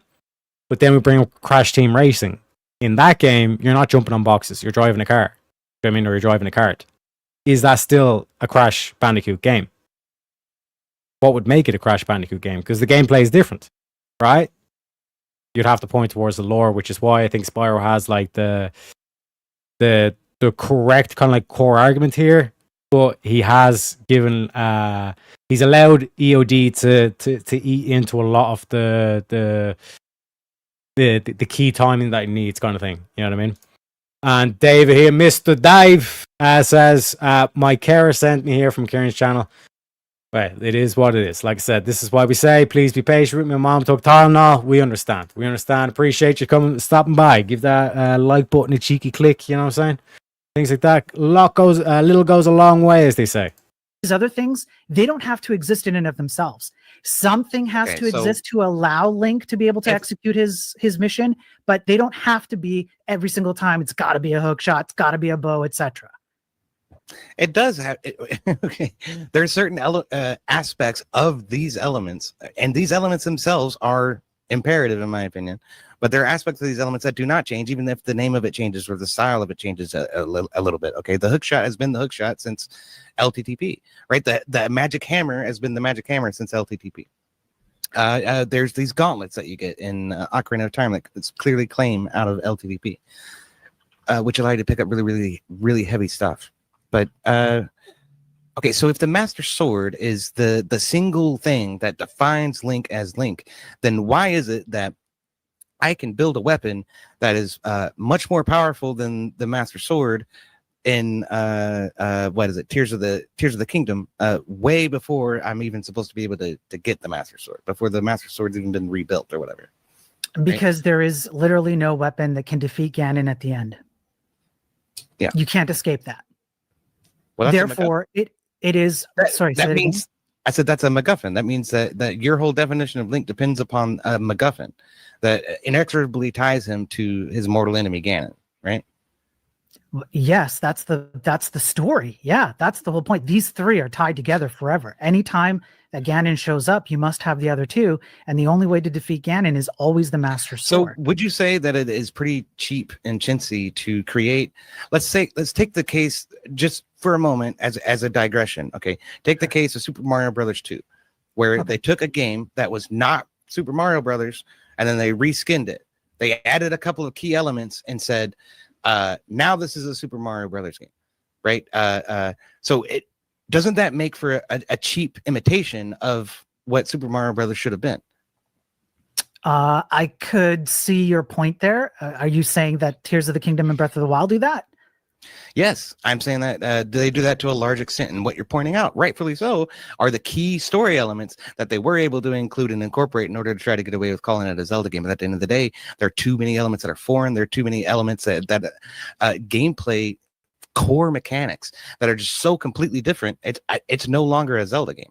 Okay, so and I keep going back to this, but just the sheer number of items and weapons that you can gather up and mix and match together, even if we're not even thinking about the whole building aspect that Tears of the Kingdom introduced, that makes it a whole different world and a whole different progression system. As you said, the way you progress is by gathering stuff and making more powerful armor, weapons, and mechanisms to help you traverse the world and solve puzzles. But that core element of the linear legendary pipeline and how the items sort of hook into that progression is missing, and I think that's what makes them not Zelda games and not very representative of the series. So I don't think you address that at all. You keep trying to wind us down a different road. But well, so my point here is that I think you're wrong. I think that it is representative. It's just that you're looking at it from your perspective, which is, how do I enjoy playing Zelda games? that's Well, not you're it at not- all. What I've done is I've looked at the history of the series and I've said, Yeah. this is the thing that is consistent from game to game to game to game up until we get to Breath of the Wild. And I'm is that- questioning why it must be consistent for that to be a Zelda game when you have so many other games that break their own consistency like that. They don't though. Okay, so no other game has introduced the weapon system, for instance, that exists in Breath of the Wild. Can we agree on that? Sure. No other game has introduced a cooking system like Breath of the Wild, where you gather ingredients and make dishes and stuff like that. I mean, I we're think there talking might about have Zelda. been one game. Yeah, I think there might have been one game that did something close, but not exactly like that. And I might be off on that one, so don't quote me on that. Not to the scale, at least we'll say the scale and complexity and importance with which. Sure, but I don't think the exists cooking in Breath- mechanism in and of itself is foreign. Okay. And as a matter of fact, even the building system, because you're probably going to bring up the building system where you glue things together. I believe, Wind Waker maybe, or there was a game where you could actually build some kind of craft or something like that. I didn't play it. I had to look it up, but that's There's one also on- not foreign. There's one on DS where you build a boat. Maybe that's what you're talking about. It might forget- be. It might be the one I'm thinking of. Yeah. Phantom Hourglass. It could be. Yeah. Even But in yeah, that, okay, it's more like customizing a car than it is, constructing something out of raw materials, right? Okay. So Zelda has never adapted a mechanism that existed before and made it My different. point for a is different game? that these ideals are so hopelessly foreign and game breaking for what defines a Zelda game. I've already gone over that. They're great games. Okay, like don't get me wrong. I don't begrudge them selling as well as they've done or anything like that. I think they look fantastic. They're fantastic games. It's not Zelda, it's something else. And they shoehorned Link, Zelda, and Ganondorf in there and said, that's the new Zelda game. That's what I So feel. you think that they built the game around the mechanics? Yeah. Okay. I mean, to some extent. And that wouldn't even be that strange for Zelda developers. I think they built a lot around the Ocarina and Ocarina of Time. I think they built a lot around, the waving of the sword in that one for Wii. But okay. So that core legendary Is gameplay was still there, though. That ladder was still there. in Ocarina of Time, was it there in Ocarina of Time? Yeah. Absolutely. And it wasn't there in Breath of the Wild or Tears of the Kingdom. I think it was hopelessly missing because they depended on you to explore the open world, to gather raw materials, and then sort of progress that way. As you iterated, you start with nothing and you gather things and you build cooler shit as you go. That's a totally different gameplay loop than every other Zelda. Okay. So here's my problem with this. You're constantly looking at the thing and you're missing the bigger picture. That's why I'm stepping away from like the specific things you're bringing up, because the core of these things has always existed in every game. There's a core element to the Zelda franchise, which is push boundaries and introduce new mechanisms or introduce variations on existing mechanisms or remove mechanisms altogether or completely remove the element of, like, say, the Triforce existing in some games. It doesn't even exist, etc., etc. That's what these games have historically, canonically done, and for a number of reasons, including different timelines, etc., etc. But what you can point to is certain elements which are always there. You always have a princess, you always have Link, you always have the Master Sword, you always have Ganon, and you always have those overarching themes of power, wisdom, and courage. And those are the core elements. And they're the things that are always there. They're core And elements. Puzzles hasn't gone away. It kind of did. Hang on. How did it go away? In Breath of the Wild? Well, okay, in Breath of the Wild, it was kind of it was a stupid way to do puzzles, but they were still there in Tears of the Kingdom. In fact, Tears of the Kingdom, I would say, changed the way that you approach puzzles.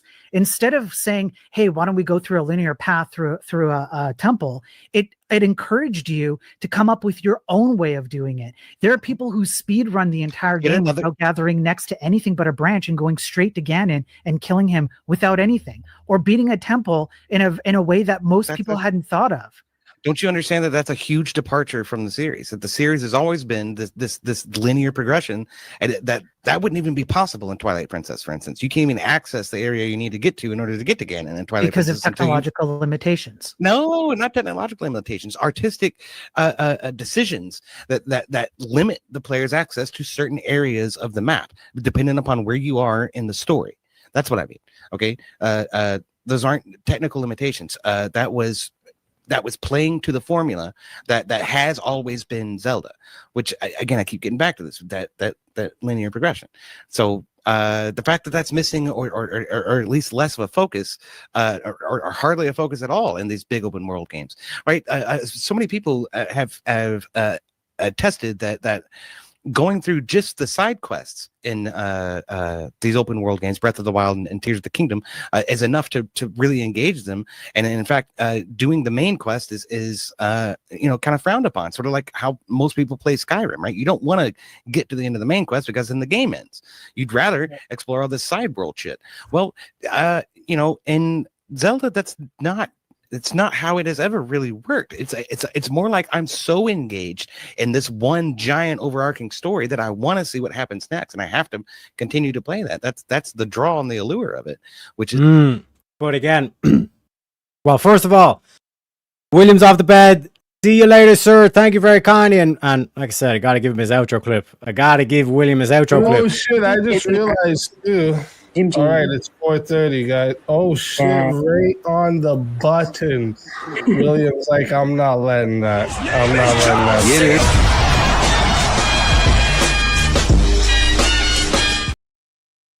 Shout out to you, William. Enjoy your sleep, sir. And we got Shazzy in the house for the big five, says Teriak. Welcome, Shazzy. One sec, let me play Shazzy's clip. This black preacher. What is a woman? What is a woman? It's your mama. It sure ain't your daddy. That's right. Go ahead. Shazzy's here to tell us what a woman is. Appreciate you, Shazzy. Thank you very much. And as well, just to explain the new grift structure to everybody, we have a YouTube super chat goal, right? And it's basically done every hour. If we hit that goal, then we don't go on the grift break. If we don't hit that goal, then we go on the grift break, and it's $20 from the Ko-Fi, right? Grift break will last a total of 1 hour. If we don't hit it, then we return back to the show, etc., etc. So that's basically the new format of the grift breaks to try and cut long story short in terms of that. So, like I said, playing around with a few new things. I think we've nailed the structure with this one because it has that kind of perfect balance where it is like everything is being considered in terms of rewatch value, in terms of like what people are saying, oh, there's too much grift breaks, all this kind of stuff. We have that perfect balance where it's like if you don't want any grift breaks, you could pay to not have the grift breaks. You know what I mean? But getting back to the discussion here, like I said, the reason why we're doing this is because it's like it eliminates any William with a special request saying, give us Speakeasy's clip.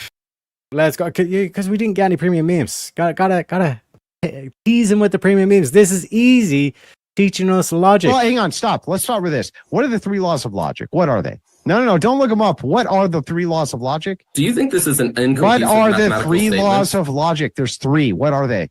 don't fucking know. You don't know the fucking laws of logic, dude. All right. No, all right, dude. I don't know where. Yeah, you don't even know the 3 laws of logic. This is fucking crazy.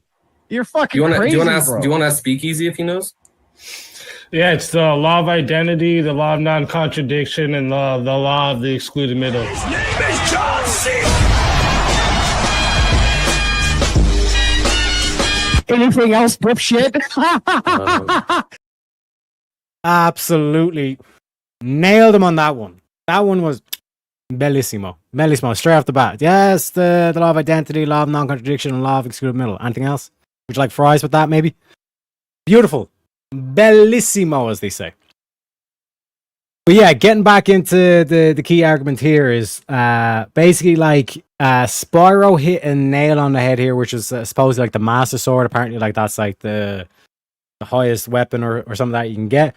And like that's what defines Link as Link. And if we're to use the Mario Bros argument, it's like the fact that it's like that's not like even a main theme of it, all this kind of stuff. Then EOD's counter was, which was very beautifully done. It's like, oh, does the Master Sword, does that work against the thing in your game? No, I have to build a more powerful sword in your game, which kind of put Spyro's argument to moot because, especially because a lot of people probably don't follow the Zelda as well. It's like it sounds like EOD had it there.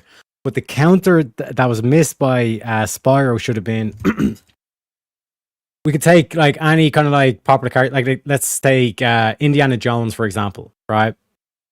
An iconic part of Indiana Jones is his hat. And we know this because there's like the key scenes where like just as the door's closing, they're running away from something, whatever, they jump through the door or they jump under the door as it's closing. And a typical Indiana Jones thing is his hat falls off just before he goes in. And just as the door is about to close, Indiana Jones takes his hat and rips it from the thing. The Indiana Jones's hat is a key moment that defines one thing that defines Indiana Jones as being an Indiana Jones. That should have been the analogy that Spyro stuck home with this whole kind of argument of the Master Sword and like how that's so important to what makes Link kind of thing. And then now what we're on is like EOD is now kind of saying, oh well, like typically with the Zelda it was like one main linear mission and you just like you wanted to find the end of the story, but like it was basically that whole linear path. Whereas he's saying that because Spyro's game has all these like side quests and all this kind of shit, that's no longer makes Zelda.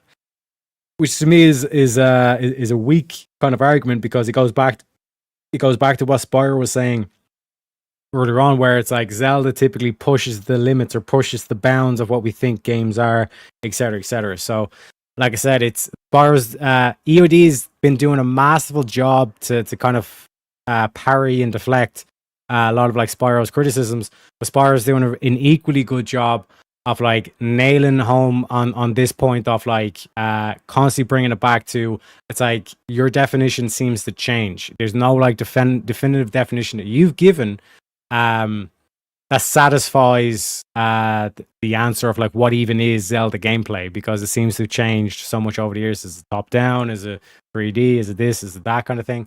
So there's like this kind of whole key aspect where like Spyro's slowly starting to erode away at EOD, where EOD is going to be left with this whole conundrum that we explained at the start, where there's so many pit holes for EOD to fall into here in terms of whatever definition he gives of what a quote unquote Zelda game is or Zelda gameplay is. Which is why sticking to the lore, it's a much easier task, I should say, because you can point to certain things of like, oh, the logo, oh, the imagery being used, like all this kind of stuff. You know what I mean? It's conspicuously missing from these big open world games. Okay, so well, my problem here is that sure, the previous games have far more linearity. I have no problem granting that, and you stay very focused on that linearity, and for a purpose. There's a purpose behind it. It's not just like throwaway. It's just for the heck of it. Although I guess in some cases though you could make that argument. But anyways, I generally agree with you. But here's the problem, and you yourself just said it. You're so focused on the overarching story that you don't know what world you're even trying to save. Your ability to be engaged with the world is super limited. Look at Link to the Past. Exactly. The village in there is like it's super bare. It's barely a village. It's just a bunch of houses put together in a location. Like, how am I trying to save these people? Why do I really care about this? I don't. I care about getting to the end goal. I want to get the Master Sword because it's a requirement for me to beat Ganon, and then I have to go beat Ganon. That's it. Okay, You could remove the village from Link to the Past, and I bet you would still have the same amount of fun. I don't think so. There's important elements in the village, okay, like the book of Maduro. There's also some secrets that you can find if you want to try to get the heart pieces, which is something else that Link to the Past introduced, which ended up becoming a staple of the series afterward. Afterward was heart pieces. So there's important aspects of the village. You also learn a little bit more about the environment in the world by talking to people. Obviously, technical limitations are going to limit the amount of exposition that each character kind of puts out because it's a Super Nintendo, it's not a Switch. And yes, No, Shante, William's off the bed. That's why you're saying, see you later, Shante. I still haven't questioned the idea that each iteration of the game pushes technological boundaries even further. They always do that. Nintendo's fantastic about doing that. Okay. So then my argument is really that Breath of the Wild and Tears of the Kingdom do diverge, but they're mostly consistent with the core elements. They're still puzzles. Okay, so you may not like how they are, but they're the there. consistencies that you highlight are a poor substitution for what I would consider to be a good representation of the series. They feel like shoehorned in elements to a story that's about a different world. Does that make sense? I think so. I understand what you're saying. Let's say that I don't, but for the sake of argument, let's say that I can see that. In my opening statement, I stated this, that people have a different opinion on what is the actual like definitive game that they would pick for this debate topic. And I'm sure you would agree that most people would have like a differing set of opinions, right? Everybody's played I've heard a different bunch. games. Right. Now, if I was going to sit them down in front of one game and have the highest likelihood that a vast majority of people are going to find something in that one game that they can point to that they've played to historically and say, there's that piece of the game. There's that bridge from, I think it was Twilight. There's the church. There's the little, like, the horses. There's the Master Sword, et cetera, et cetera. If you're going to try and capture as most people as possible from their point of view, I would say Tears of the Kingdom does that. It might not do every single point well, but it does a huge majority more than any other game before it. And Okay, I have what else? evidence to back me up. Well, okay. Let's hear your evidence before I try to counter it. Then, Okay. if you want to. All right. So in an interview, I had to go track these down. In an interview, Interviews your Yes. evidence, huh? Okay. Game Informer interview by Aonuma, who I can't I thought you remember were just what going his to point role. at sales figures. That probably would have been enough.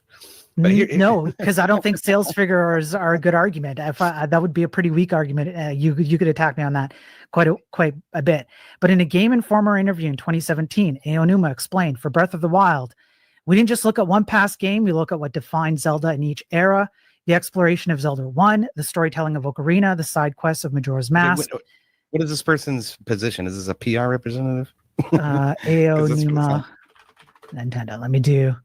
Okay, He is a game designer, senior officer within the Japanese video game design. So he helped design Breath of the Wild and Okay. Tears of the Kingdom. Okay. In a GDC, I think that's Game Developer Conference talk in 2017, the developers of the game themselves stated that they had a Zelda formula checklist in order to make sure that they were consistent with the historical background of what made Zelda games, I don't know how they including, missed for the example, linearity. well, I'm stating, though, that there was a thought that was put into it. And I think it's coming from the horse's mouth. The paraglider, for example, was inspired by the Deku Leaf, which a lot of people would know about. We have the Rivali's Gale, which is based on the boomerang, the shrines, the tech, even that stupid little tablet, as you call it, that existed in Link to the Past.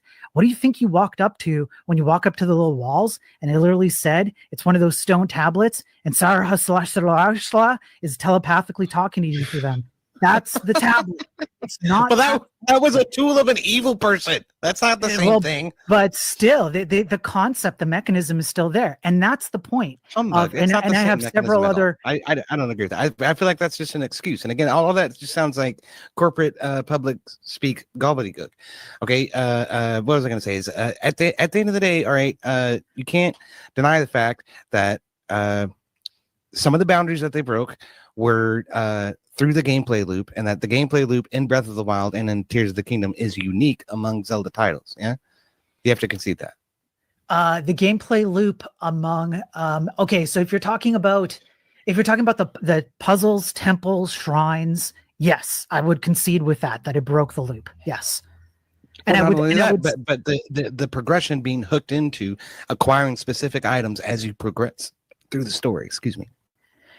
There are certain elements, there are certain shrines and puzzles and stuff that are extremely difficult to break without that progression. You can still do it, but you could make the same case for previous Zelda games where you could not skirt around. Not most of them. But it's not foreign. It's not a foreign thing that it's never happened before. The gameplay loop, it still remains true. It still remains true that this item progression being hooked into has been a staple of the series. So I mean, and you can see that the puzzles and stuff were unique.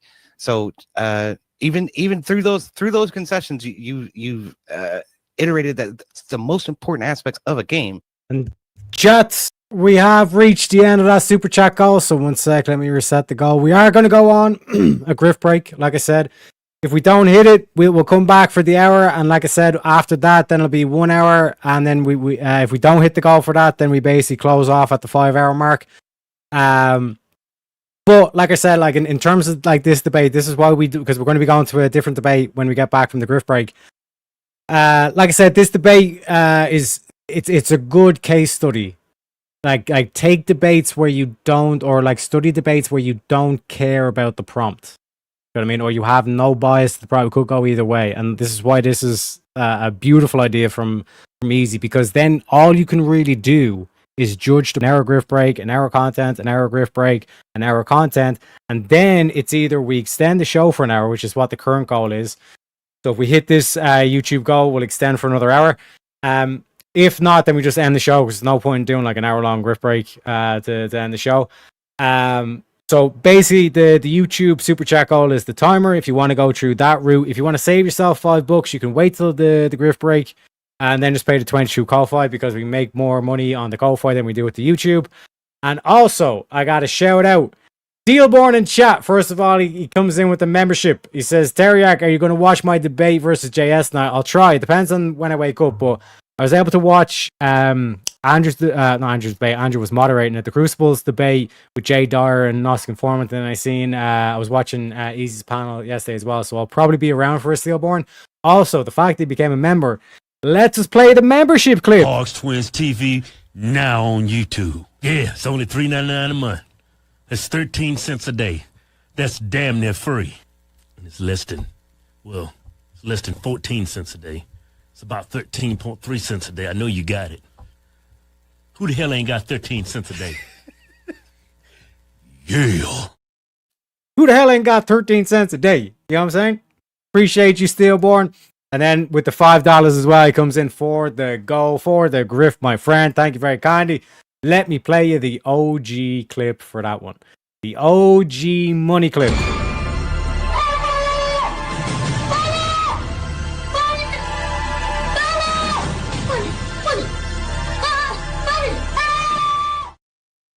Appreciate you kindly, Steelborn. And like I said, folks, now is the funnest part of my the funnest part for the stream for me, because it's like, you guys want to extend for an hour, you need to get super chats in. If not, then we're out of here. We get an hour back in our day.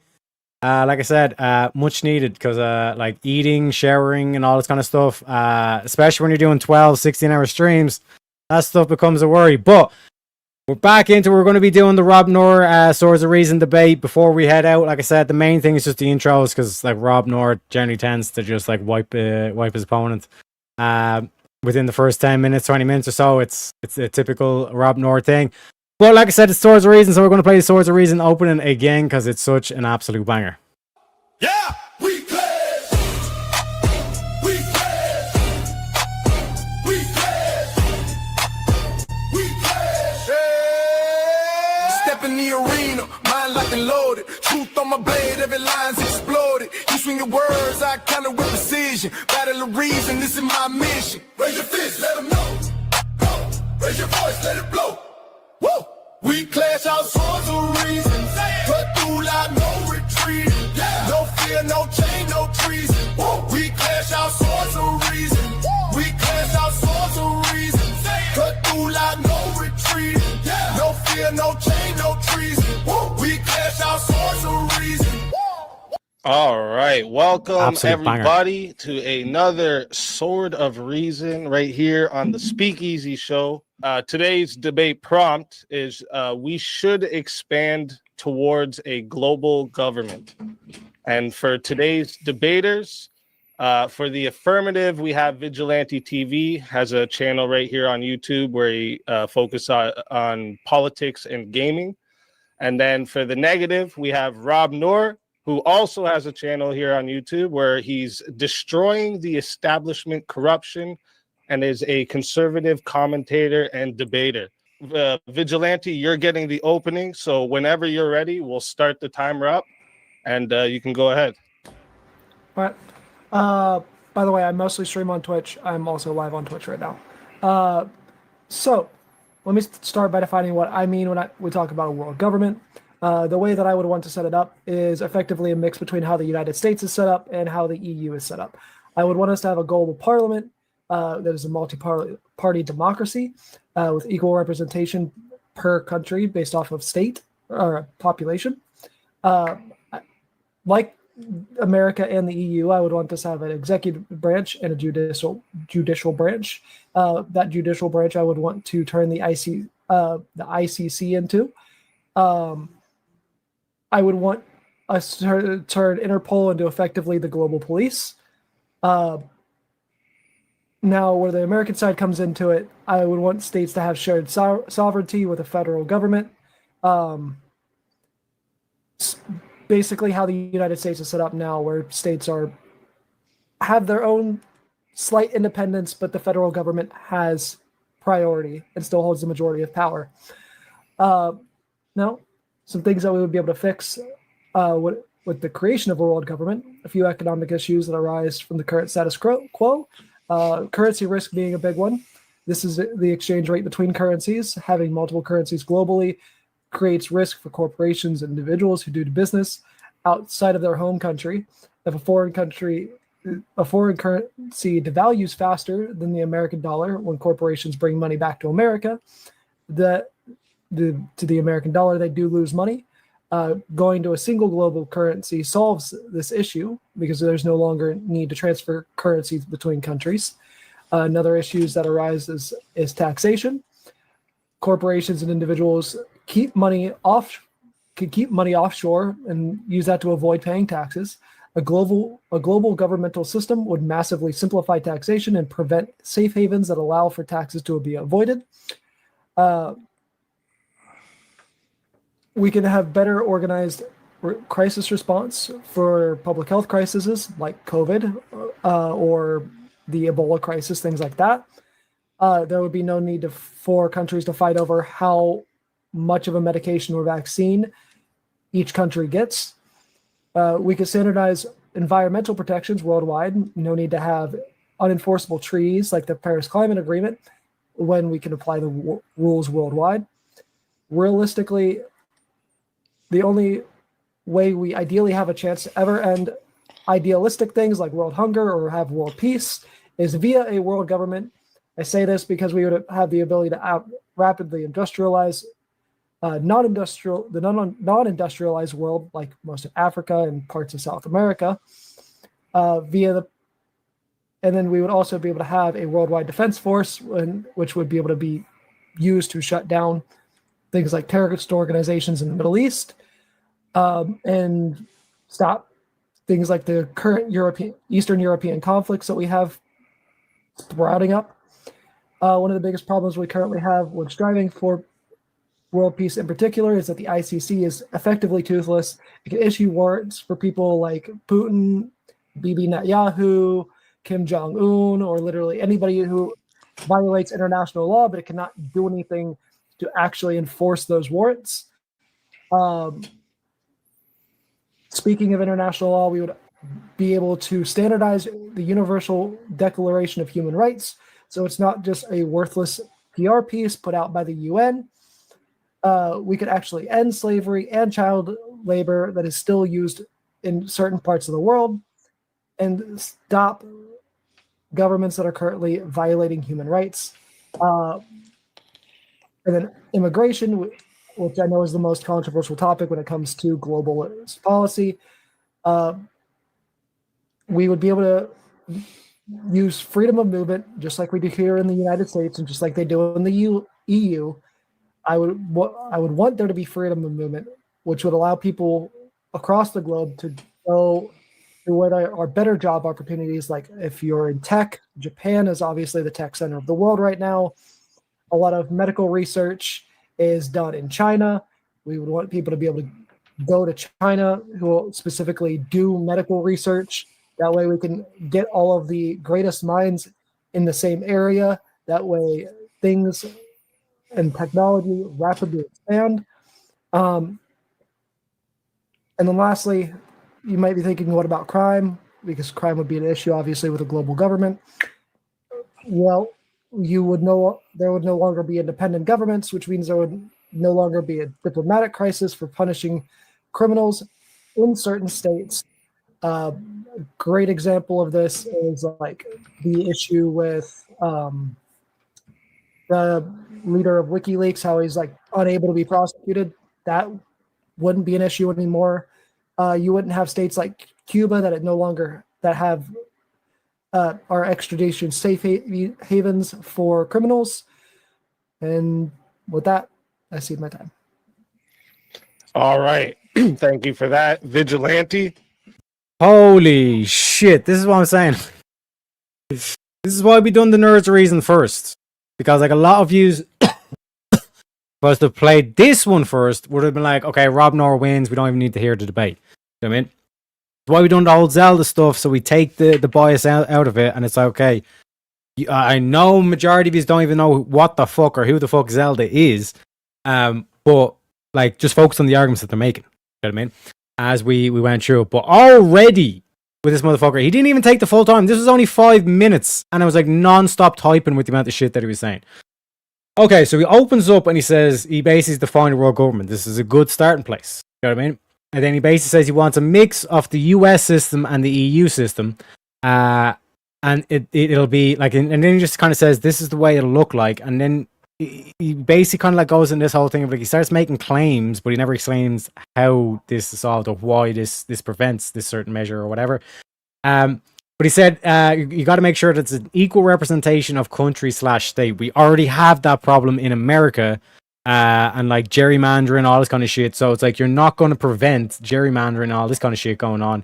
So like this whole like equal representation kind of stuff, that's what I'm talking about with this kind of like ideals. Oh, like we'll have the world government and we'll solve gerrymandering, apparently. You know what I mean, but how does a world government solve gerrymandering? Gerrymandering is a problem for any government, be it domestic or international.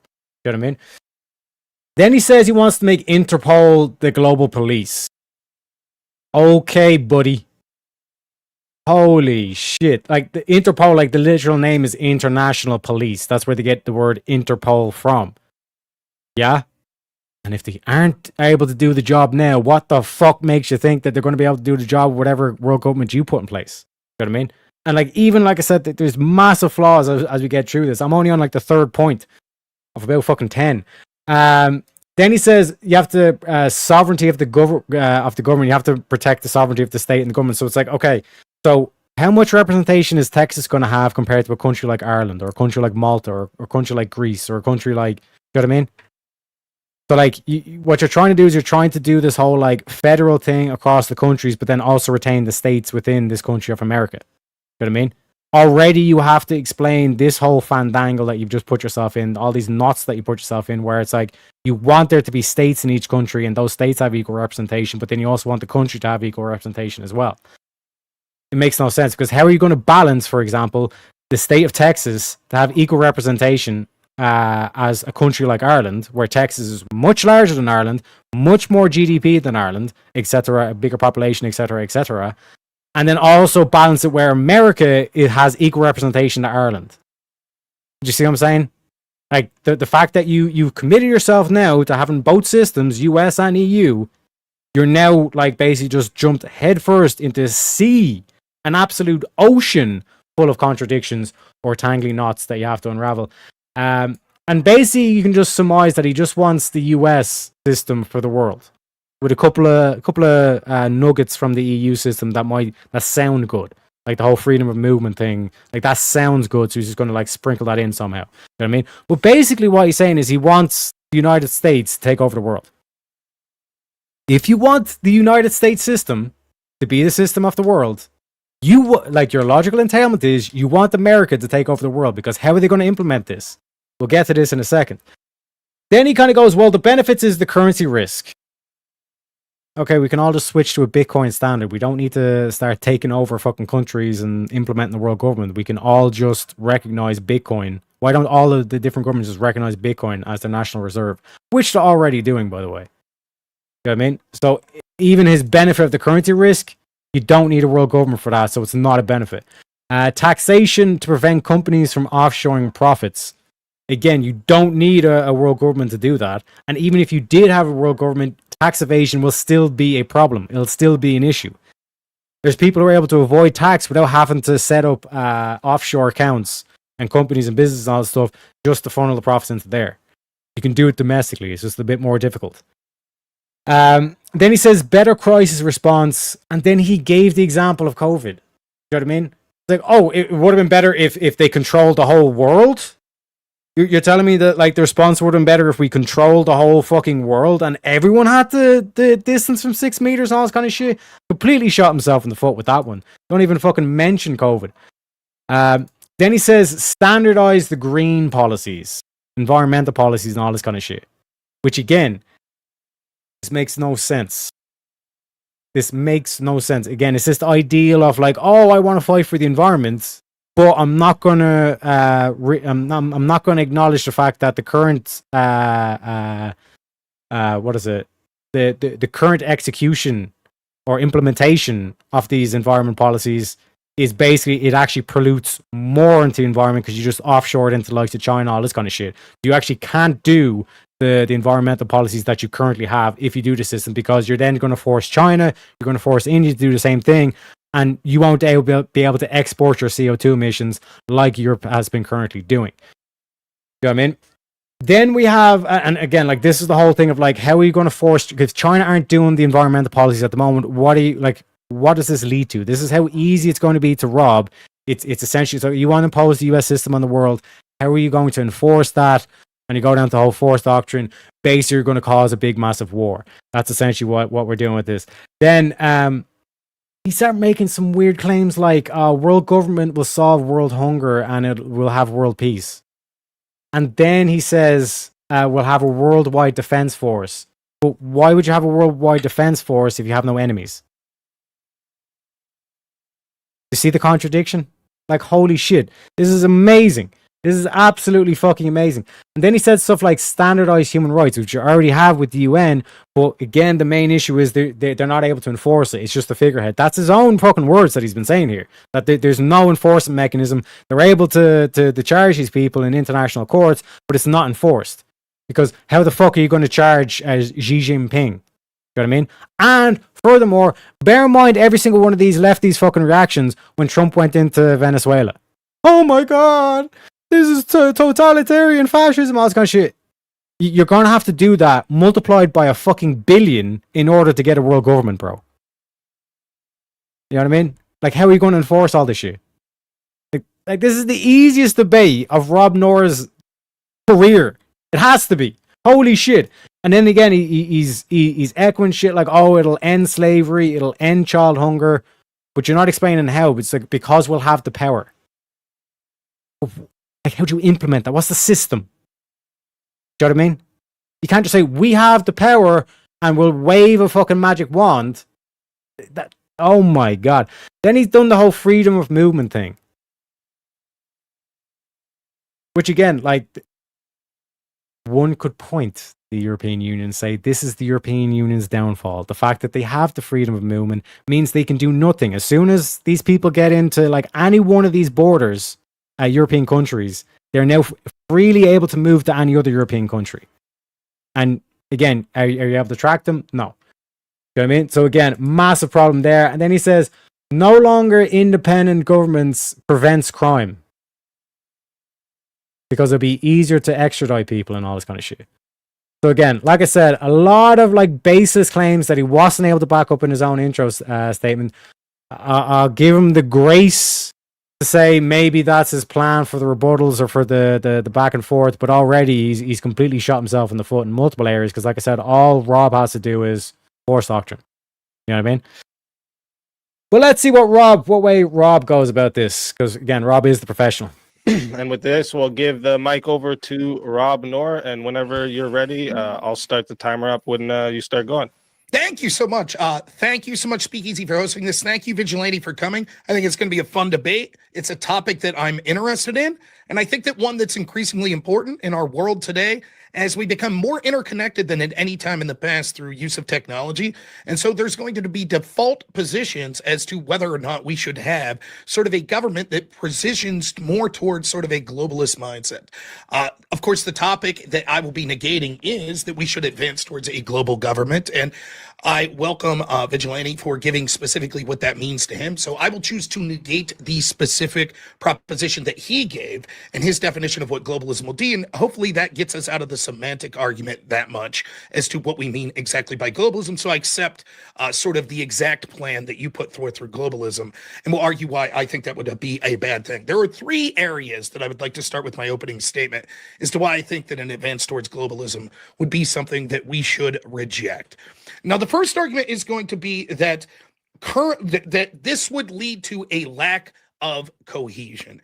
And the problem is that the world is a vast, vast place with far different values. And the truth is, even though I think that I'm not a cultural relativist and my value system, one of being a Christian, one of being someone who prioritizes the founding fathers in this country and the Bill of Rights and our Constitution, although I think that is the culture that we should all strive to be, the truth is the rest of the world is not ready to have that enforced upon them.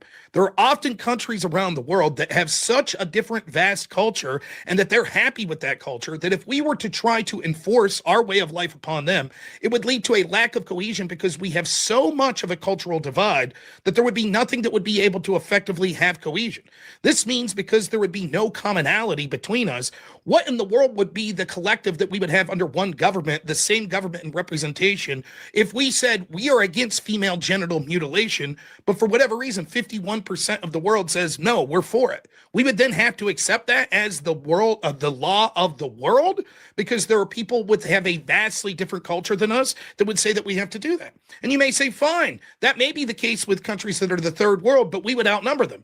Okay, well, how will we enforce our values on these countries? Through the sword? Are we really going to send world military people into countries that don't share our values, even if it's against overwhelmingly what the domestic population believes? Presumably, the way my opponent outlines this was it would be similar to the United States government, that we have state laws, but you would also have federal laws. Well, these things, most of them would be enshrined in federal law. For example, in the United States, the federal law would say that mutilating women in a manner such like that is something that we would never find acceptable. So there's no way that a state, or in this case, a country that's now just in effect the state of the world government, would be able to say, no, we want to do that at the state level. No, these things would be enshrined by federal law, which would mean that this would default lead to military incursions in many countries around the world that were unwilling to accept the values of the West. And that's just if you accept the West would win out, would it? Or would values of places like China, India, and other populous countries that maybe have far different effects on what they think should happen in many of what we consider a liberal society are actually moral failings? Perhaps they wouldn't be so generous to women's rights or to LGBT rights or to rights that many people in the West think are important, such as free speech rights, the right to self-defense, etc. And even if you would say that somehow a coalition of the Western values would be able to win out, The real question remains, what are those coalition of values? For example, over 12,000 people last year alone were locked up in the UK for speech that they had on social media. The values that make the United States great are largely unique to the United States. The First and Second Amendment are 1 and 2 for a reason. The right to free speech and free association, the right to self-defense, these aren't characteristics that are common amongst much of the countries around the world. And I'm not too sure that we should be so readily giving those up and say that we accept world masters from people that have never been to our country and don't share our values. The second problem with the transition to globalism would be as follows. The people that would be leading that transition are not moral, benevolent people. Hell, they're not even competent people. The truth is we are marching inexorably towards globalism.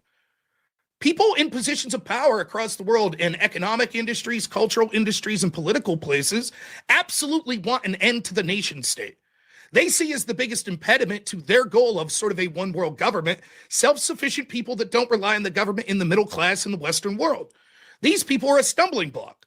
What big corporations want is to have one set of laws and rules so that they can become many countries and on their own.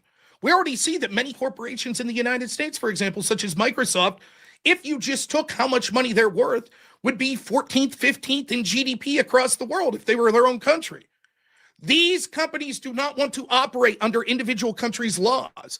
What better way to entrench power within them and with the money and with the haves to just have a one world system, which means that the domestic population's concerns would never be addressed. Instead, the exceedingly wealthy would entrench a neo-feudalist society, which would mean the will of the people back home would not matter. All that would matter would be what people in these government bodies, probably centralized somewhere like Europe, had to say. We can see a mini example of this in the EU. Oftentimes, countries that make up the EU have non-votes from people in Brussels that tell them how they have to live their life. This has led to all sorts of things like migration coming into countries, even when the majority of the domestic population doesn't want it. But the will of the people is no longer heard. One of the greatest things about the United States system is that our federalist system, which is capable at a national level but not a world level, means that we can have local governments that's closer to us. And it's cliche but true that your local government probably has more of effect on your life than the federal government. However, if we make all of these decisions federally, and instead of the United States, which certainly there's a problem with social cohesion, but nowhere near what it would be if the entire world's under one government, if we can see that the more localized government's more effective here, that certainly would be the truth when it has localized governments around the world with disparate populations. However, if we're under one federal system and the federal government in a place like Brussels is able to control what you do both in the United States, China, South Africa, Somalia, Japan, and the United Kingdom, then the average will of the people in these very disparate places with disparate cultures will no longer be heard. It'll be corruption on steroids. It'll be the haves and the have-nots. It'll be neo-feudalism. Only those with money and influence will have a voice, and the rest of us will be plebes that will dine at the scrap table, hoping that the lords throw us something as we further and further become not individuals, but cogs in a machine that could be thrown around the world to be told. And as you heard my opponent say, oh, we think you'd be better in this industry over here in Brazil, then we'll uproot you. Who cares about your culture? Who cares about your connection to the land? The third reason that this would be bad is that the transition itself would lead to World War III. Even if in theory, you could say in a utopian mindset, would it be good to approach a globalist system or not? And I've given the arguments as to why that wouldn't be the case. Even if it was possible, there is zero chance that a country like China or many other countries around the world would accept a coalition of Western values coming together and saying that they have to join, or that China has to join with them to have a one world government. This would inexorably lead to power factions that would separate, and we would have almost sort of like an Axis and Allies type situation, which would lead to World War III. Unlike what we saw in World War II, there are so many countries with nuclear weapons at this point that this would probably be the final war. This means we would never get to a utopia where people could freely move where they wanted around the world, crime is solved by a one world police, and that we would have all of these things like the ability to fight climate change, etc. These tyrants that run things are greedy. They're not going to allow this to occur and say that, nope, we're willing to cede power. Us people in China are willing to cede to folks in Brussels. This will ensure that there'll be perpetual conflict that would never be able to be solved. The last thing that I'll say that goes with the 3 points that I was making here is all of the solvency that you would see from my opponent saying he would be able to solve all of these harms. We'd solve crime. We'd solve sort of the differences of people, et cetera, would be impossible. All you're doing is replacing the conflicts that you would have between nation states, the conflicts you would have between states. You would still have vast differences. We can see historically examples when we've had similar types of experiences where you've had countries come together to form broad alliances, that there's been all sorts of strife. Look at the human rights abuses under the Soviet Union. Look what the Bolsheviks did. Look at the tyranny that exemplified there within. Even if we can have some sort of no more wars between states, what would the cost be? 1984? Brave New World? Think of the rights that would be trampled on in the name of you can't be an individual. You're no longer welcome to your own culture. You have to be monolithic. You all have to meld in some great melting pot, only you don't get a say in it. You know who gets a say? Those that are powerful enough to win the global government games. They'll tell you how you must live your life. They'll tell you that your ancestry and the way that you've lived your life going back centuries, your particular religion, your particular customs, all of those are no longer acceptable in a global government because 51% of the people in the world say that that's the case. If you think that there is tyranny right now in national governments that we see across the globe, which I do, globalism is a nightmare. As George Orwell put it, if you want to think of what the future holds, and I'll add this in the future of globalism, think of a boot stamping on a human face forever. That's my opening statement. That's what I'm talking about. That's why he's the MVP. That's why he's the GOAT. The GOAT. Absolute destruction, annihilation, and he used every single second of it. That's why, yeah, hats off to Rob. Hats off to Rob, I have to say. Like, beautiful. And like I said, even the stuff that we're kind of pointing out there, it's like first things first, like what Rob done was, again, like, this is why I say it's like, it might seem obvious or might seem like the easy move or straightforward move, whatever, but you have to make sure that you say this shit in the debate, okay? So right off the bat, obviously Rob said, thanks for setting up all this kind of stuff. Thank yous. But the key thing he started off was like, I will bite the bullet. I will grant his definition of the global government or whatever as he's outlined and defined it in his opening statement. A key thing you have to recognize in debate, folks, is you like if you get into this mentality where you're just denying everything your opponent says, that can be used against you and like lead you down a path where you don't necessarily agree with all this kind of stuff because you're in that mindset of I have to disagree with everything he's saying. Everything he says is wrong and everything I say is right. This is a beautiful example of Rob saying, I can grant you your definition and here's why you're fucking retarded. You know what I mean? So again, he starts out with like the lack of cohesion. So he's pointing out where it's like you're vigilante, like you're basically taking the case that like everybody already has like the same mentality or the same worldview as you. This is not the case. Even within America, like there's plenty of like what was it, the Summer of Love or like the fires and the BLM and all this kind of shit. Look at the civil unrest in America alone. You know what I mean? And you're going to tell me you're going to take over the world and it's going to be less. It makes no sense. You know what I mean? We're going to have more cohesion if we just decide to take over the world. You know what I mean? It makes no sense. And again, like Rob does a beautiful job of pointing out like the value systems. You know what I mean? Some cultures value some things other than another. You know what I mean? Like, for example, like in the likes of Syria, Saudi Arabia, Qatar, all the stuff, they value Islam, which means their code or their law is enshrined by Sharia law. So again, vigilante, if that is the case, where 51% want Sharia law, are you going to be telling women to put on a burqa? I don't think so. You know what I mean? And then basically this is where it's like, and this is where I was kind of like saying this is going to go, because like this was the obvious way for Rob, and this is good, easy W, but Rob's like obviously like doing his flair. He's making sure he's using every single fucking second of that clock. Do you know what I mean? I'm not even there in terms of that. Like that's what I'm saying. Like this is what we point out Rob. Why is Rob such a great debater? It's because every single aspect of the debate, he's squeezing every single drop out of it. You know what I mean? But the key question is, you basically Vigilante basically wants the American way for the world. And he says, and is to simple to try and and Vigilante's position, he's basically saying, wouldn't it be great if the whole world was like the American system? With a sprinkle of like a couple of European ideas. You know what I mean? And that's not necessarily a bad thing to say. Wouldn't it be great if the whole world was American system? You know what I mean? And we can all like fall in love. Oh, it'd be so awesome, and everyone would love their free speech and all this kind of shit, right? But it's an idealist point of view. Wouldn't it be nice if conditionals, all this kind of shit. But when you point down to the key thing of how are you going to implement this?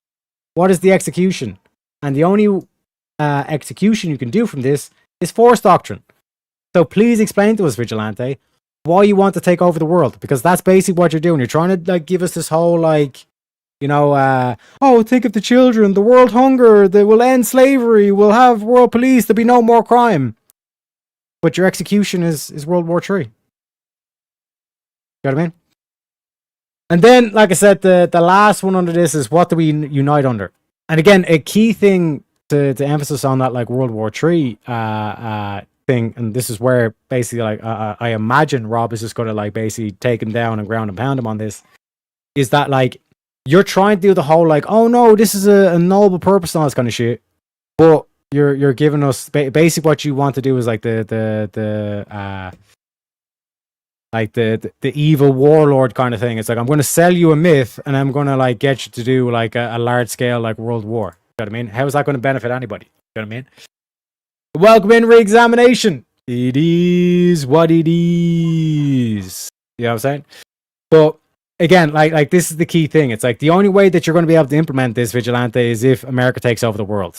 So and this is why the whole World War III thing is such a powerful thing, because you're the one who's giving out the Trump about Maduro and the Venezuela incident, but you kind of basically just want to take that and go next level with it and just do that across the world. You know what I mean?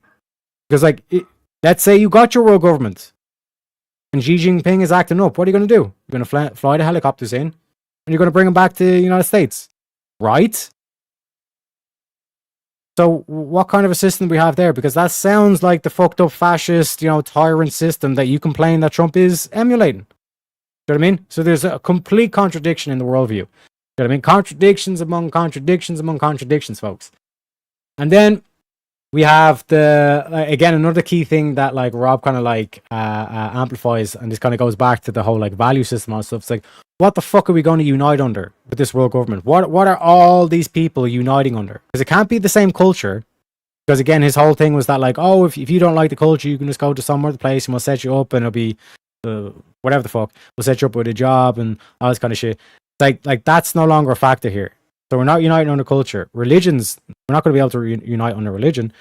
And then we can't unite under the nation. So what the fuck do all these globalist people unite under? There is no answer here. You know what I mean? And like, this is why like I played the video. No, fuck, I don't have it. I thought I still had it on the tab, but it was basically like this lefty saying, it's like, what? Like the right is able to unite under religion. The right is able to unite under nationalism. What does the left unite under? There's nothing. There's no roots to these ideologies. It's just platitudes and sound bites that sound good and noble, all this kind of shit, where it's like, oh, let's solve crime. Let's solve world hunger. Let's bring world peace. There'll be no more war. Like all this like fantasyful shit that has like no in-depth thought into it. It's just all surface level, all feel good, no action, no actual kind of like implementation or none of this shit. You know what I mean? Like I said, this is why Rob gets paid the big bucks. Every single second of his opening statement. Like with me, literally would have been like a minute tops. I would have pointed out the fact that like, how is he going to enforce this and just let it go to the openers. But that's because I typically waste my opening statement. But this is why Rob gets the big bucks. Every single fucking second was used. And every single point he made. Beautiful. Destroys Vigilante before it even began. Re-examination says, atheism is like leftism, entirely parasitic and dependent upon the existence of opponents. Vapid. What does vapid mean?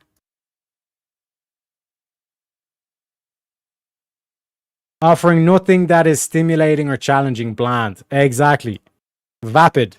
It is vapid. Just empty fucking platitudes. You know what I'm saying?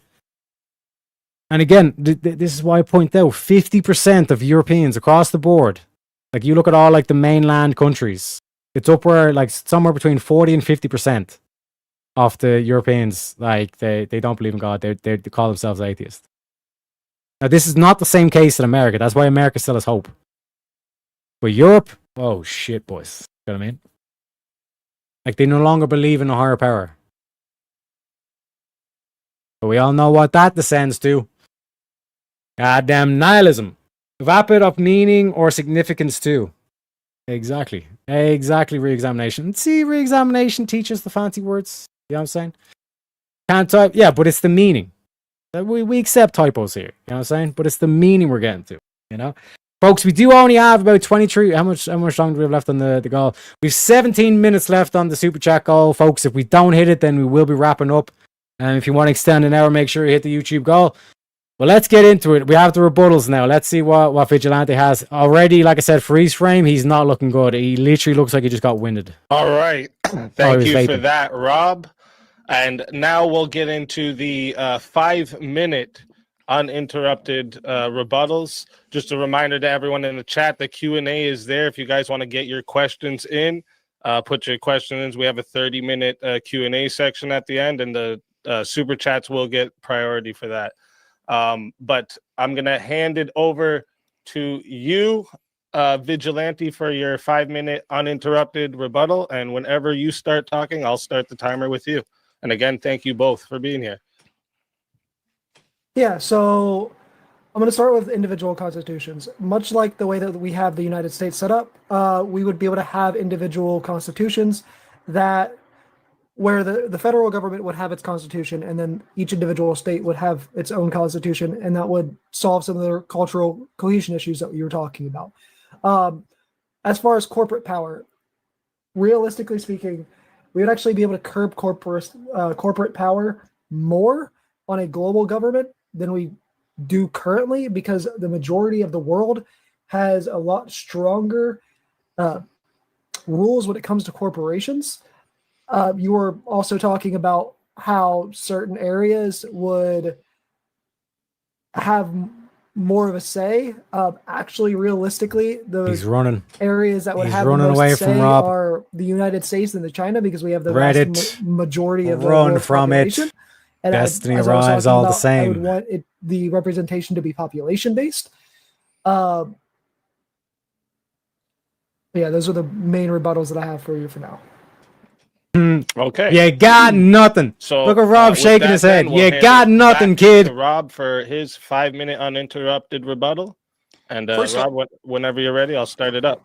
First off, I hit a message on my screen. It was in no way, if you go back and watch my stream, intended for you, Vigilante. I bumped a message. It said, "You're not the guy, pal." That was not my intent. No, you're I'll good. start with, He's not the guy, though. He's not the guy, Rob. Real quick, you said that you're not that guy. Individual constitutions, like state constitutions of the United States. Name me one state constitution you're familiar with. The truth is, these state constitutions are oftentimes very neutered. In fact, we can see right now that there's a big splash in the United States where the federal government is saying, no, the state constitution by no way, shape, or form means that you can control things like federal migration. So you don't know any of the state constitutions, and neither do I. And I follow this state stuff, particularly in Pennsylvania, quite fluently. The key is the federal laws would be the things that would shape these, and you know it, and so do I.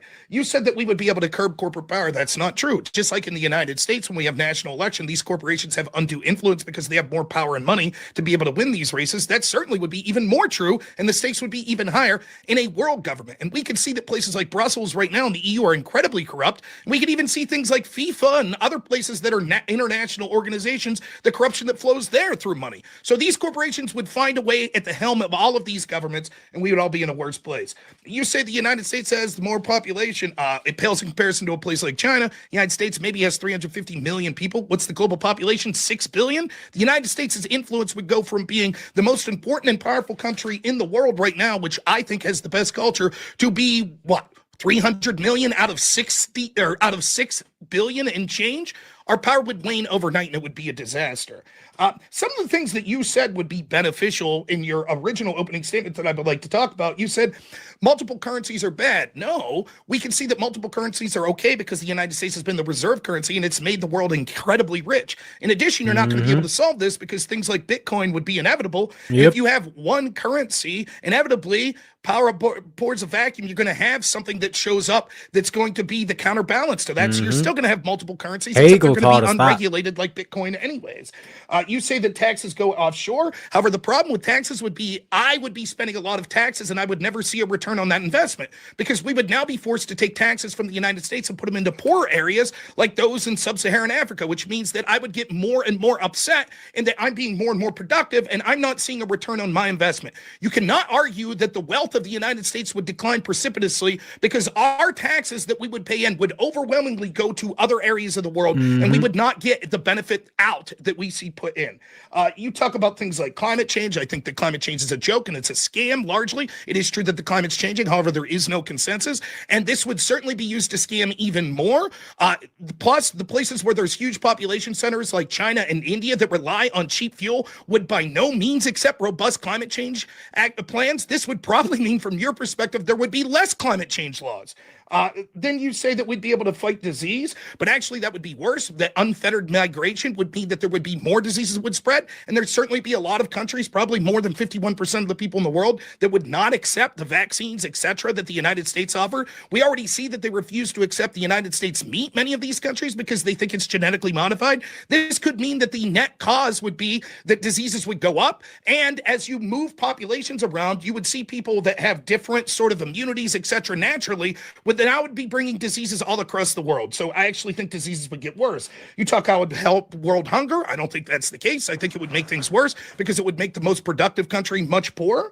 You say that it would industrialize the third world. How would we do that? We tried to in places like Afghanistan and it ended up in an unmitigated disaster. And guess what happened? We ended up leaving it 20 years later after spending trillions of dollars. And the people are just as bad, if not worse off, because the people that fought for democracy and modernization were all put to the sword. We can see the same thing in places like Syria and Libya. You say a World Defense Force. I say that would be it would be untenable anyways. It would be no different than the UN. If you have a national military, you would just have people that would pop up that would be ineffectual as sort of national militaries. There are world militaries that we would see today, such as the UN's fighting force. You would still see all of these countries not have cohesion. And instead of calling it this country goes to war with this country, it would be this sectarian violence goes to war with this sectarian violence.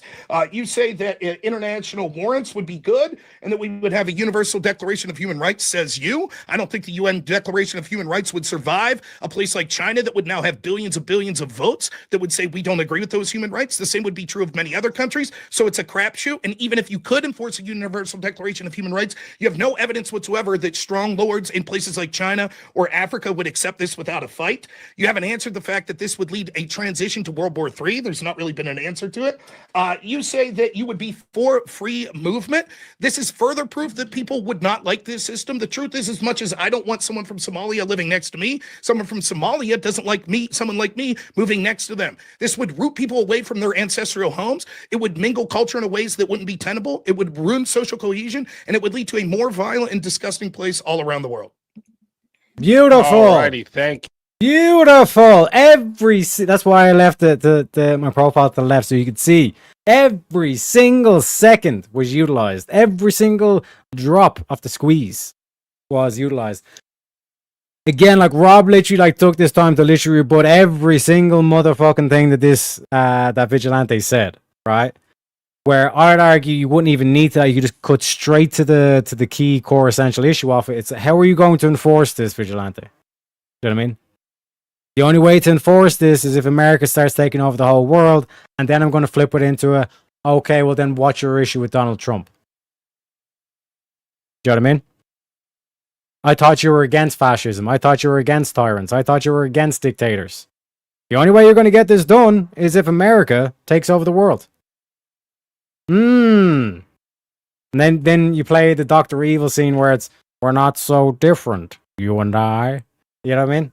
When Austin Powers confronts him in the first film with the gun, and he's standing at the desk, and his hands up. He's like, we're not so different, you and I. You know?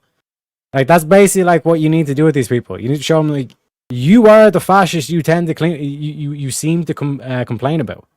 You know what I mean? And that would have been my thing, where I just would have made the whole debate about that one thing, where either he has to let go of his worldview, or he tries to cling on to victory in the debate and he ends up just getting destroyed. You know what I mean? And that's why I say it like, to me and Rob, like, we're two completely. It would actually be interesting to see me and Rob in a 2v2. You know what I mean? Because I think we could do a very, very good job. Because like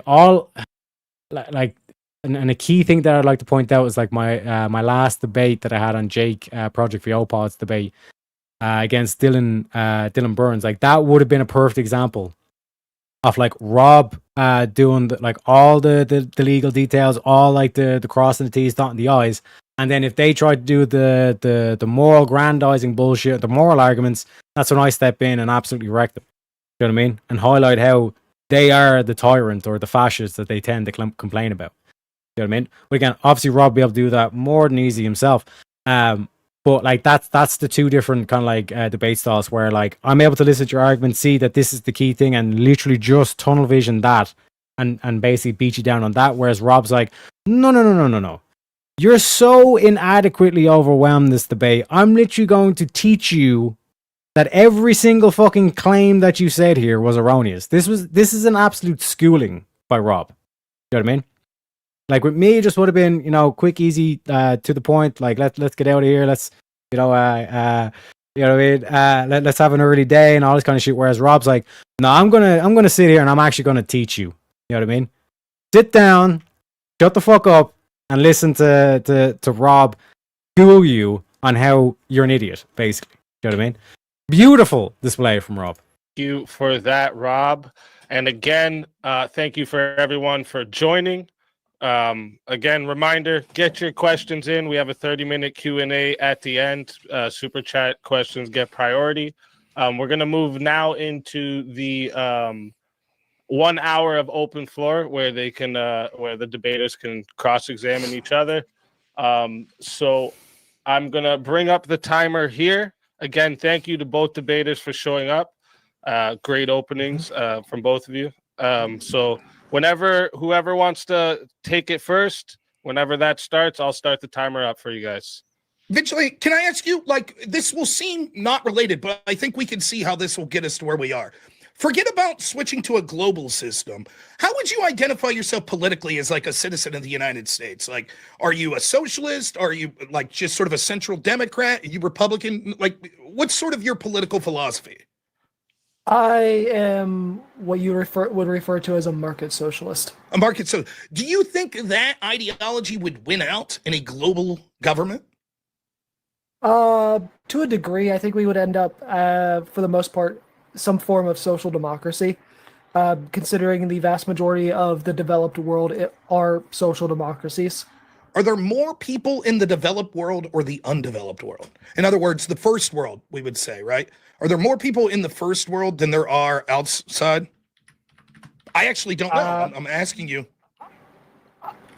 So when we talk about the developed world, we're talking about... Rob's actually doing something very beautiful here. He's actually like, he knows that the kill shot is your base is going to like lead us into the war that you claim that you're against with Trump. You know what I mean? You're basically that fascist dictator leader. Like, that's the only way you're going to get this done. Is if you elect like that like dictator leader that says we're taking over the world, and everyone's like, we're taking over the world. You know what I mean? It's the only way you're going to get this done. You're not going to be able to like coerce China into giving up sovereignty. You're not going to be able to coerce fucking India or Russia or any of these other countries, these vastly different cultures. Like, you're not going to coerce them into it. The only way is like true force, true military. Well, Rob is holding back on that, and he's trying to point out that if you were to do your system, like, you would not have the numbers to get your social democracy or to get what you want, your market market socialism, and you won't get that. You know what I mean? Like, when you look at like the third world, the population of the third world, they're not going to vote for that shit. You look at the Muslim world, they're not going to vote for that shit. They're going to vote for Sharia law. You know what I mean? And like I said, this is a beautiful aspect from Rob, where it's like he has the kill shot there, and he can pull it anytime he wants. But he's basically saying, "I'm going to I'm dancing right now." Like Rob is literally like having a good time. He's basically putting on a whole showcase for everybody to actually learn how to completely dismantle an argument. You know what I mean? Mostly about Europe, Asia, or parts of Asia, parts of South America, and then obviously America. So I would say, yeah, there's more population in the developed world than there is the undeveloped world. I don't think that's, first off, I think you have a category error there. I don't think, if you're going to say that most of the world is sort of social democracies or the developed world socialist, I don't think you could add India and China there. Right? Or Iran, or Saudi Arabia, or Qatar. Social democracies. You would acknowledge that, right? China, definitely not. China is a it's in the state capitalism phase of communism. But India has social democratic elements. Fuck, even Israel has social democratic elements to it. The majority of even remotely developed nations have certain social democratic elements to it, like universal health care, free college, etc. So according to what I'm looking at, like through UN definitions, roughly the global population is about 8.2 billion, right? Now they define sort of first world countries, or the way they type it is like developed countries. They define that as follows: high income, highly developed economies. Examples of these would include the United States, Japan, Germany, UK, Canada, Australia. Now, this wouldn't include places like India, and it wouldn't include places like China, right? Do you want to take a guess on what the population of the first world or developed countries are? It's 1.3 billion. That means the rest of the world is 6.9 billion. That leaves us with a total of 16% of the developed world. Well, that's the population, 16%. Me and them are using a slightly different definition. Okay, that's fair. When I'm talking about developed countries, I'm mostly talking about industrialized countries. So India and China would count in my definition. But even if we, so I don't think that you could make the claim that China is like a market socialist country. It's just not. You would agree with that? No, I mean even China has social democratic elements to it, but it is by nature a communist country that is in the state capitalism phase. Okay. Which state capitalism, to be clear, is effectively a authoritarian version of social democracy. See the way he was about to say, oh, state capitalism is kind of like market social. You see the way how he's bending and twisting. This is why I don't even bother doing these shit with the lefties and all this kind of shit, because they're so ideologically captured. You can't even ask, like, put straightforward prompts by saying that, like, is China market socialism? There's elements, and do you know what I mean? Like, don't even bother. Just basically, like I said, like, roll out the bullet and like cut out all this fucking nonsense. Do you know what I mean? And literally just hit them with you want the World War III. You want this war. You are the evil dictator that you claim to hate. Do you know what I mean? You hate Donald Trump not because you don't like what he's doing. You hate Donald Trump because Donald Trump's not you. You're not the person that's doing all this shit, and that's why you hate Donald Trump. You know what I mean? And that's would have been my whole plan, or like my expose in terms of this debate. It was just to expose these motherfuckers for the evil villains that they claim to hate. You know what I mean? But folks, we have. Oh no, I think we have we're about 5 minutes. We have 5 minutes left. We haven't reached the super chat goal. Well, I think there's 20 seconds left on that. I think I jumped the gun a little bit on that. But I'll just play this out for the last couple minutes because you'll see what I mean here, where it's like this whole thing of what Rob's doing. To me at least, like, I think it's just much better off just getting them to look in the camera and basically say, yeah, I am the evil tyrant. Same way that I got Dylan Burns to admit, yeah, no, these other people aren't my own countrymen. These other Americans aren't my countrymen. And highlighting that with the fact of these were Barack Obama, Hillary Clinton, they were all for curtailing illegal immigration. Yous are the ones that have changed from that position. Those were your leaders. You now have a different position to that. And now you're claiming that the people that didn't change their position are no longer your countrymen. But you're the one that went off and became something new. We're still the same America, baby. And now you're saying that the same America is no longer your countryman. You're an un-American American, my friend. And that's the whole gambit. You know what I mean? Fuck trying to do because like I said, I don't have the same skills as Rob. Rob is fucking amazing. A game in terms of being able to, like I said, he literally every single fucking thing vintage done, and me even being able to take notes live and then pause the video and all this kind of shit. I still didn't completely dismantle it the same way Rob did. You know what I mean? But when it comes to that whole thing of like trying to do the back and forth with them, they're not going to be good faith. They're not going to give you honest answers, at least. You know what I mean? Okay, well, let's try different tech. Then I guess the parts that would matter would be like social policy and social democracies. Let's start there, because presumably the economic policy would be sort of changed dramatically anyways, because it's a one world government. So let's forget about economic policy for a second in the one world government. Let's talk about the social policy. Gay rights. They exist in your government? I would say anti-discrimination laws in general would pretty much exist. How would that be? Sharia law. What if 51% of the people said no? Sharia law. I mean, that would be something that we would have to bake into the Constitution. Okay, then who gets to decide the Constitution? Just like we do here in the United States. It would have to be something that each country votes on in order for us to establish. And then we get back to the 51% say no. The way that I realistically think that a one world government would have to happen is it would have to start with the United States, Canada, like basically North America, and then Europe, and then branch out to certain areas of Asia, and then bring in and also certain areas of South America, and then bring in the non-industrialized He's world. fucking after cooked, bro. that. That's the only way that it's going to work, especially because there is the cohesion issue that you mentioned, where we would have to combat the issues of like the Middle East. Like the Middle East is like the whole Middle East. The whole Middle East is just one big fucking issue, boys. Oh my god. With developing a global government is literally going to be the Middle East, because not necessarily the people there, because a lot of the people there actually do want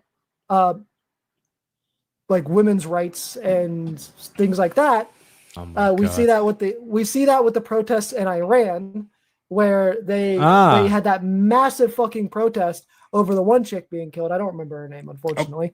They never do. But the governments in particular and the radical Muslim groups would be the issue. I promise we'll get to women's rights in a second. And I see what you're saying, and I promise I'll address it. But I want to get one more ground fact before we get there.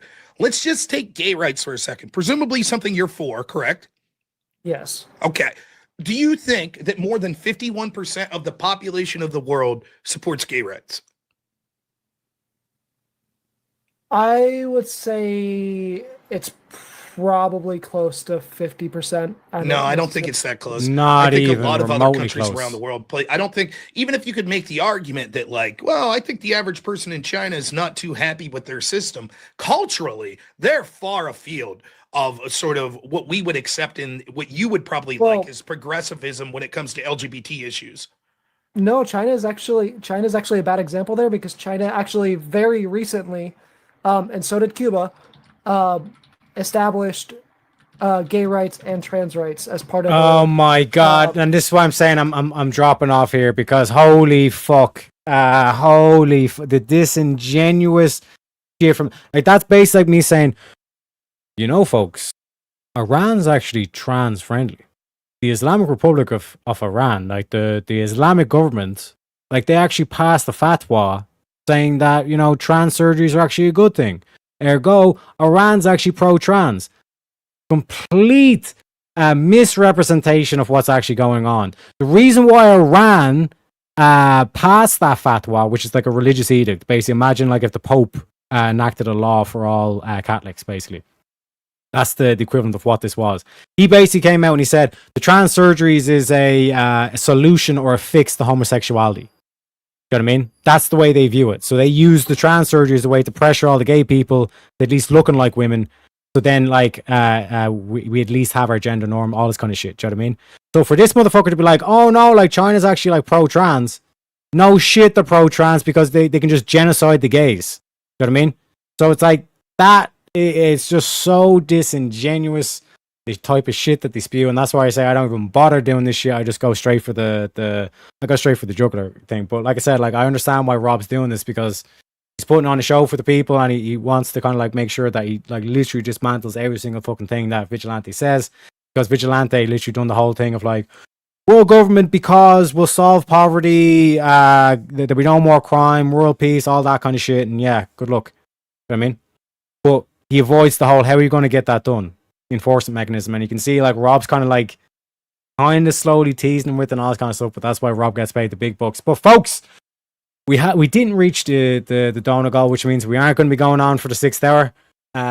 But like I said, as always, I'll see you tomorrow. We're going to be doing a bit of chat and chill. Been working like a fucking dog. I know Menard calls me a dog all the time, all this kind of shit, but been working hard like a dog to make sure to get everything in order for the raids, all this kind of shit. And I think I'm basically in a good enough position now that we're not stressing about anything or anything like that as well. So we'll get into that tomorrow.